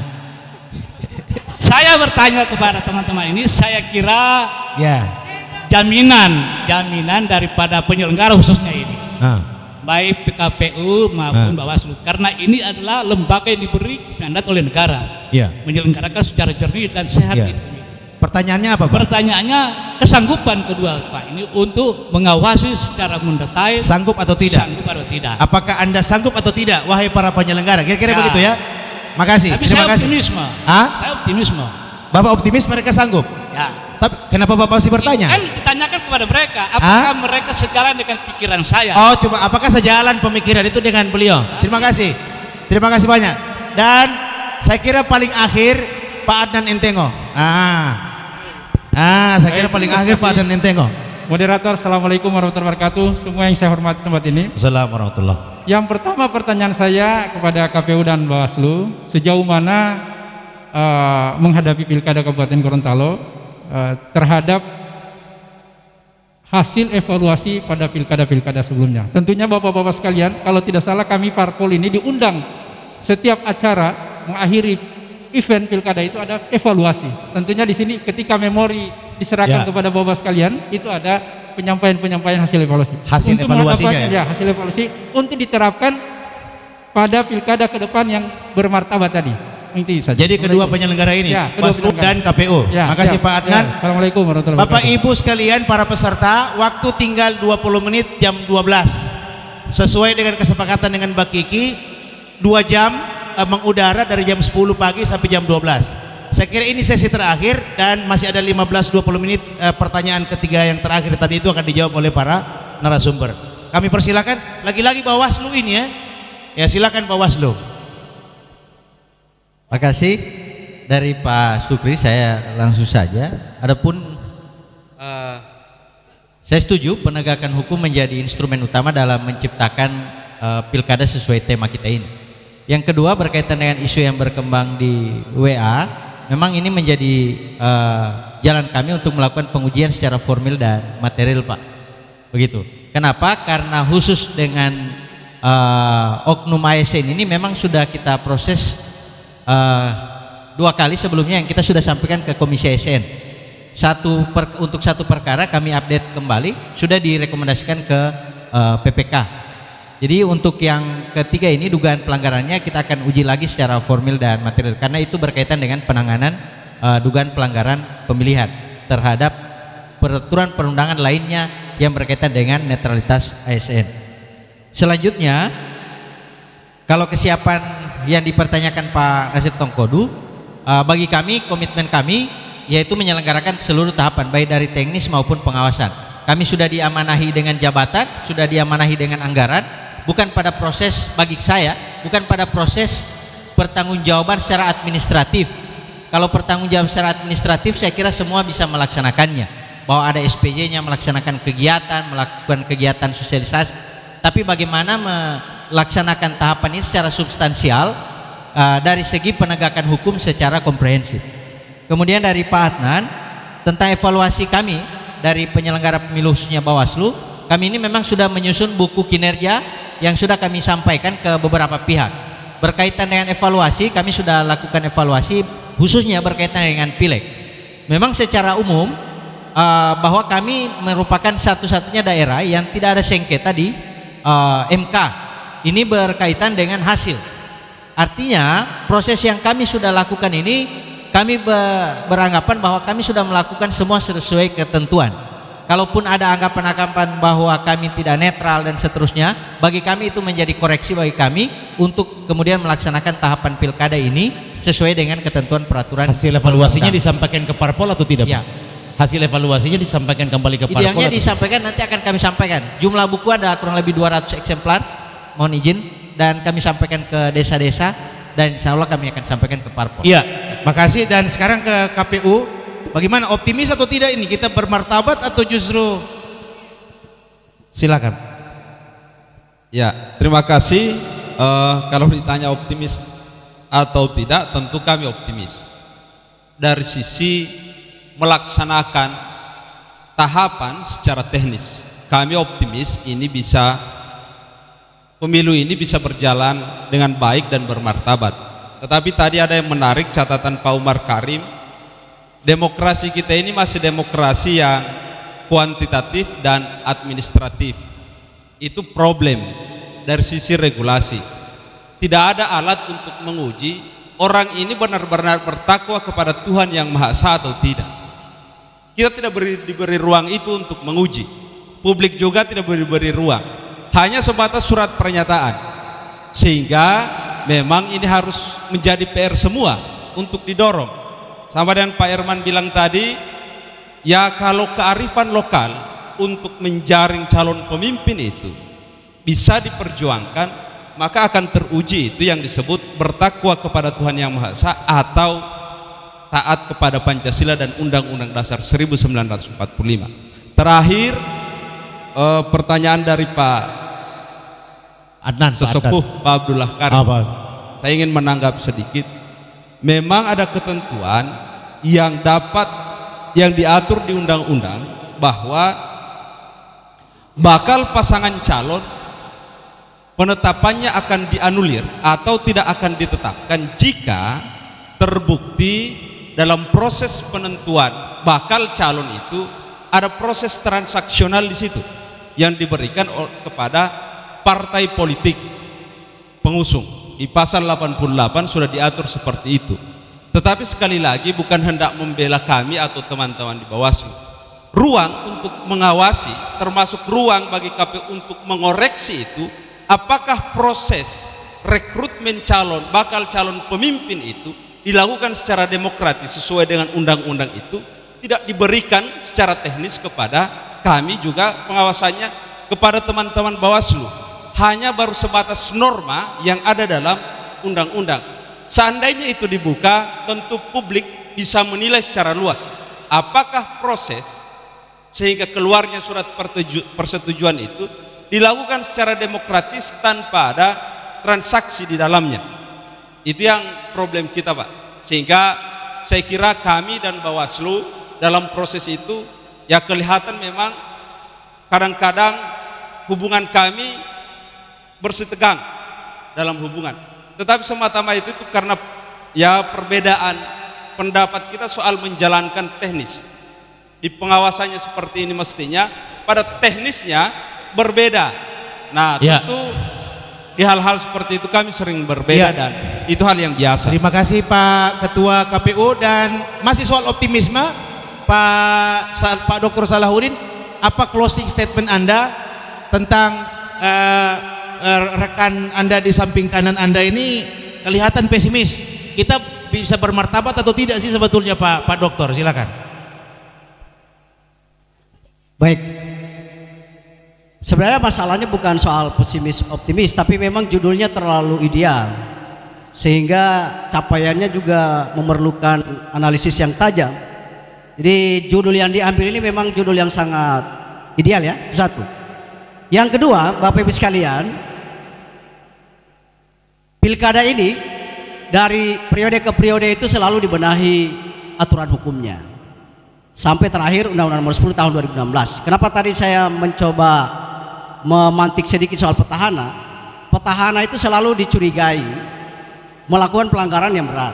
Oleh karena itu Undang-Undang Pilkada terakhir ini kan memang memberi satu warning kepada petahana. Pertama, dia ada pembatalan calon kalau dia melakukan mutasi jabatan 6 bulan sebelum pendaftaran dan sesudahnya. Yang kedua, dia juga apa namanya? Tadi saya lihat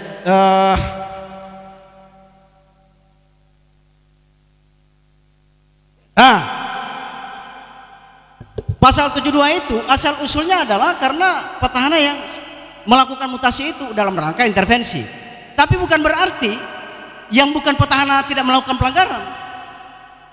Karena kita melihat proses pilkada tahun berapa, Kota Waringin Barat itu yang kalah petahana. Kalah petahana karena counternya penantangnya itu melakukan tindakan money politik, pelanggaran pilkada terstruktur, sistematis dan masif. Jadi dua-duanya memiliki potensi. Nah, saya ingin menyatakan azan dulu, azan. Cocok. Setuju. Kita lagi azan, kita pending. Ya.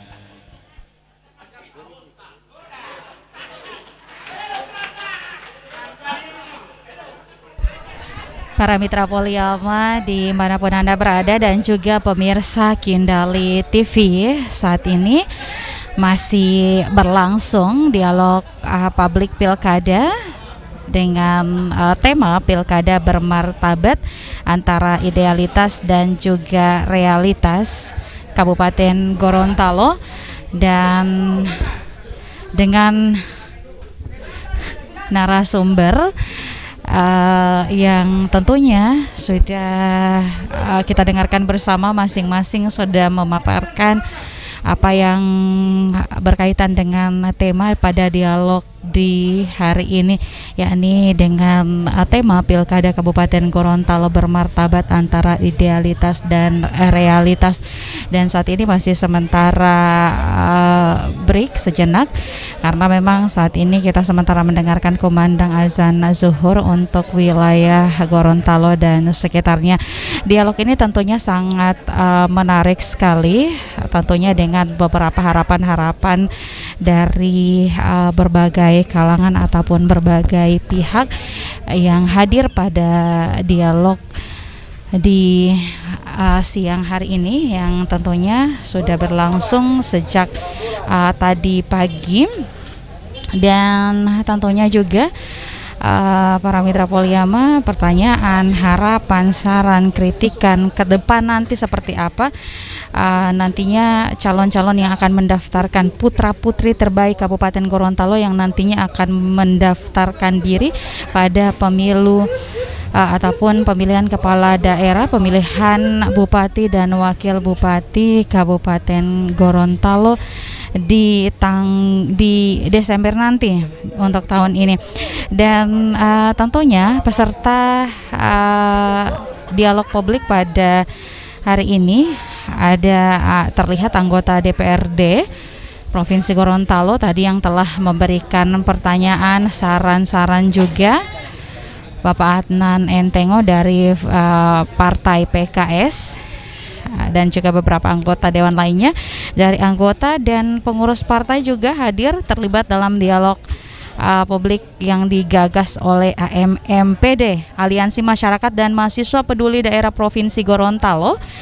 Dari mahasiswa juga perwakilan mahasiswa hadir dari LSM, pemuda dan juga masyarakat umum, dengan jumlah tentunya peserta di dialog publik pada hari ini menyesuaikan sesuai dengan protokol kesehatan pencegahan COVID-19. Dan tentunya juga tadi di awal moderator sudah menyampaikan dialog ini tentunya kita masih tetap mematuhi yang namanya protokol kesehatan dalam pencegahan COVID-19. Di awal tadi sudah dibagi-bagikan masker kepada peserta dialog, yakni peserta wajib menggunakan masker dan tentunya masuk ke tempat kegiatan wajib mencuci tangan dengan sabun dan hand sanitizer, dan juga tempat duduk ditata dengan jarak sesuai dengan protokol kesehatan pencegahan COVID-19.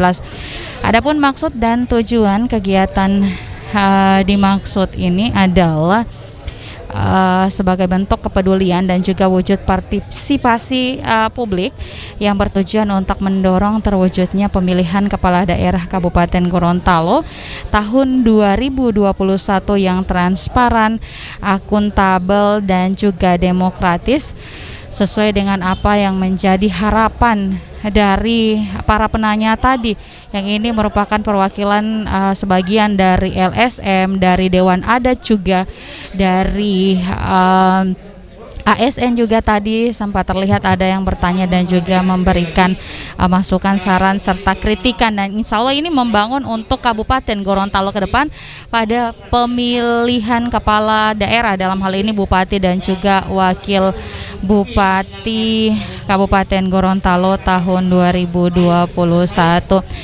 Dan baik para mitra Poliama, pemirsa Kindali TV, kita akan tersambung kembali dengan moderator Ustadz Haji Aziz Ali SIP untuk kembali melanjutkan dialog publik Pilkada Kabupaten Gorontalo tahun 2021.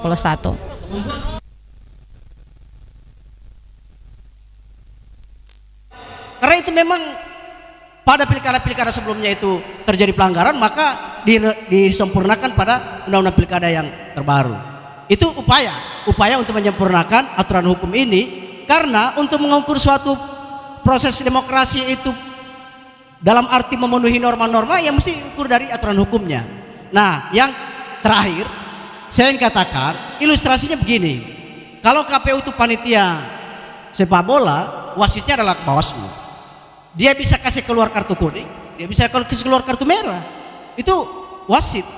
Kalau KPU itu penyelenggara saja, dia penyelenggara saja. Nah, yang akan memberi kartu merah dan kartu kuning itu di Bawaslu. Tapi tidak berakhir di situ. Karena setelah selesai permainan, itu juga akan dinilai oleh satu komisi permainan. Ya, jadi orang sepak bola tahu itu ada apa, Yon tahu. Nah, Mahkamah Konstitusi berfungsi soal itu. Tapi kemudian seringkali ada pesimis. Bukan berarti bahwa pilkada tidak perlu dilakukan. Di mata kita pilkada ini harus segera dilaksanakan. Maka saya menyarankan kepada MPD, jangan hanya kali ini melakukan kegiatan begini. Jadi kalau tahapan sudah jalan, saya agak koreksi sedikit, ini tahapan sudah jalan di Bawaslu. Bawaslu sekarang sudah berjalan melakukan pengawasan. Bukan berarti belum ada calon baru tidak melakukan pengawasan. Pengawasan tahapan penyelenggaraan pemilihan itu diawasi. Pertanyaan Pak Sukri itu perlu digarisbawahi, karena itu sudah berlaku pada proses tahapan pilkada berlangsung. Yang terakhir adalah pada saat tahapan sampai di ujung, saya minta MPD melakukan evaluasi model seperti ini. Minimal ini pengawasan. Baik, terima kasih. Terima kasih. Soal yang terakhir itu Pak, insya Allah KPU dan Bawaslu sudah siap menjadikan AMMPD sebagai mitra dalam mensosialisasikan tahapan-tahapan. Tepuk tangan dulu Pak AMPD. Kalau teknis terakhir sekali Pak Dr. Erman, closing statementnya Pak Dokter, silakan. Ya, terima kasih. Kesimpulan saya pertama bahwa pemilu maupun pilkada ini adalah perintah konstitusi. Yang kedua, dalam menerjemahkan konstitusi itu dibuatlah undang-undang. Memang ada dari beberapa penanggap tadi bahwa tidak semua yang ada di pikiran manusia itu, di pikiran masyarakat itu terakomodir dalam hukum ataupun dalam undang-undang. 268 penduduk Indonesia itu tidak mungkin mengakomodir norma-norma yang ada dalam undang-undang. Oleh karena itu, memang undang-undang itu sering ketinggalan dengan perkembangan yang ada di masyarakat. Oleh karena itu, apa yang dikatakan Pak Dr. Salahuddin tadi, undang-undang pemilu maupun pilkada itu setiap periodisasi itu selalu berubah-ubah, berganti seksi dia. Karena apa? Di situ ada kepentingan politik. Nah, kita tahu bersama bahwa hukum itu ada, undang-undang itu kompromi politik. Tetapi ketika hukum itu sudah berlaku, maka politik itu harus tunduk kepada hukum. Dan kita semua.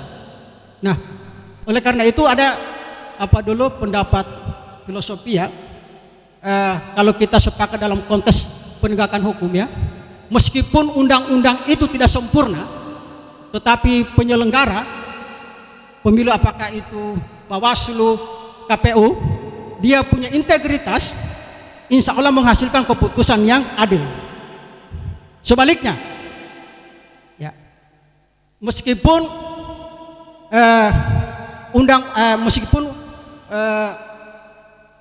hukum itu sempurna, tetapi kalau penyelenggara itu tidak punya integritas, tidak punya moralitas, maka pasti tidak menghasilkan keputusan yang adil. Terakhir, pilkada ini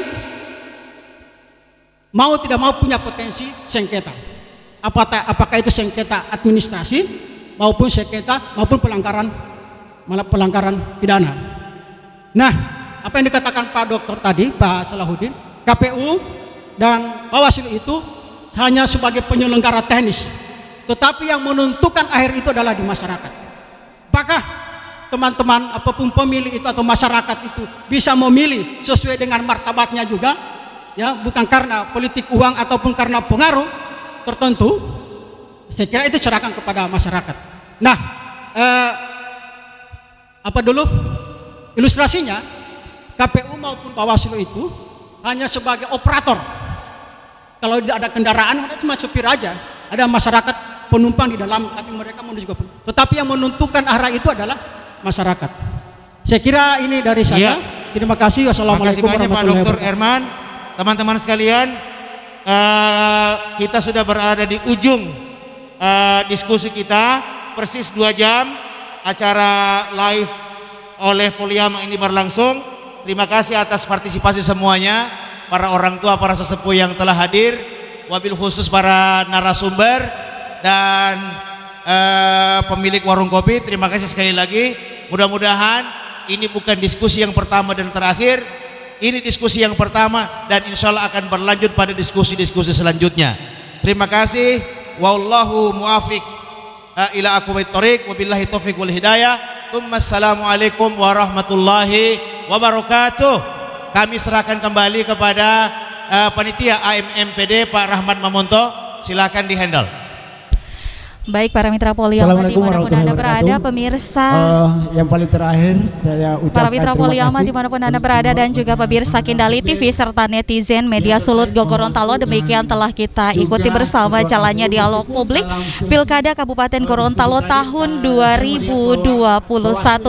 Dan insya Allah seperti yang disampaikan tadi oleh moderator Ustadz Aziz Ali, dialog-dialog seperti ini akan kembali dilanjutkan lagi pada kesempatan selanjutnya, karena diskusi ini memang sangat penting dan tentunya untuk menyaring apa yang kemudian akan dilakukan nanti oleh para khalifah ataupun pemimpin ke depan di tahun 2021 untuk Kabupaten Gorontalo yang bermartabat. Usai sudah seluruh rangkaian kegiatan kami dalam dialog publik yang digagas oleh AMMPD, Aliansi Masyarakat dan Mahasiswa Peduli Daerah Provinsi Gorontalo, dengan tema Pilkada Kabupaten Gorontalo tahun 2021. Saya reporter Anda Dea Patricia dan teknisi kami Pepin Plan, produser kami Bapak Bambang Arsyad dan produser Kindali TV Akbari Yusuf, kameramen Bung Ai, Cita Reziana dan juga Bagas Afrianto mengucapkan terima kasih. Selamat berjumpa kembali pada dialog selanjutnya. Wassalamualaikum warahmatullahi wabarakatuh dan kami kembali ke studio di Jalan Ahmad Awahab.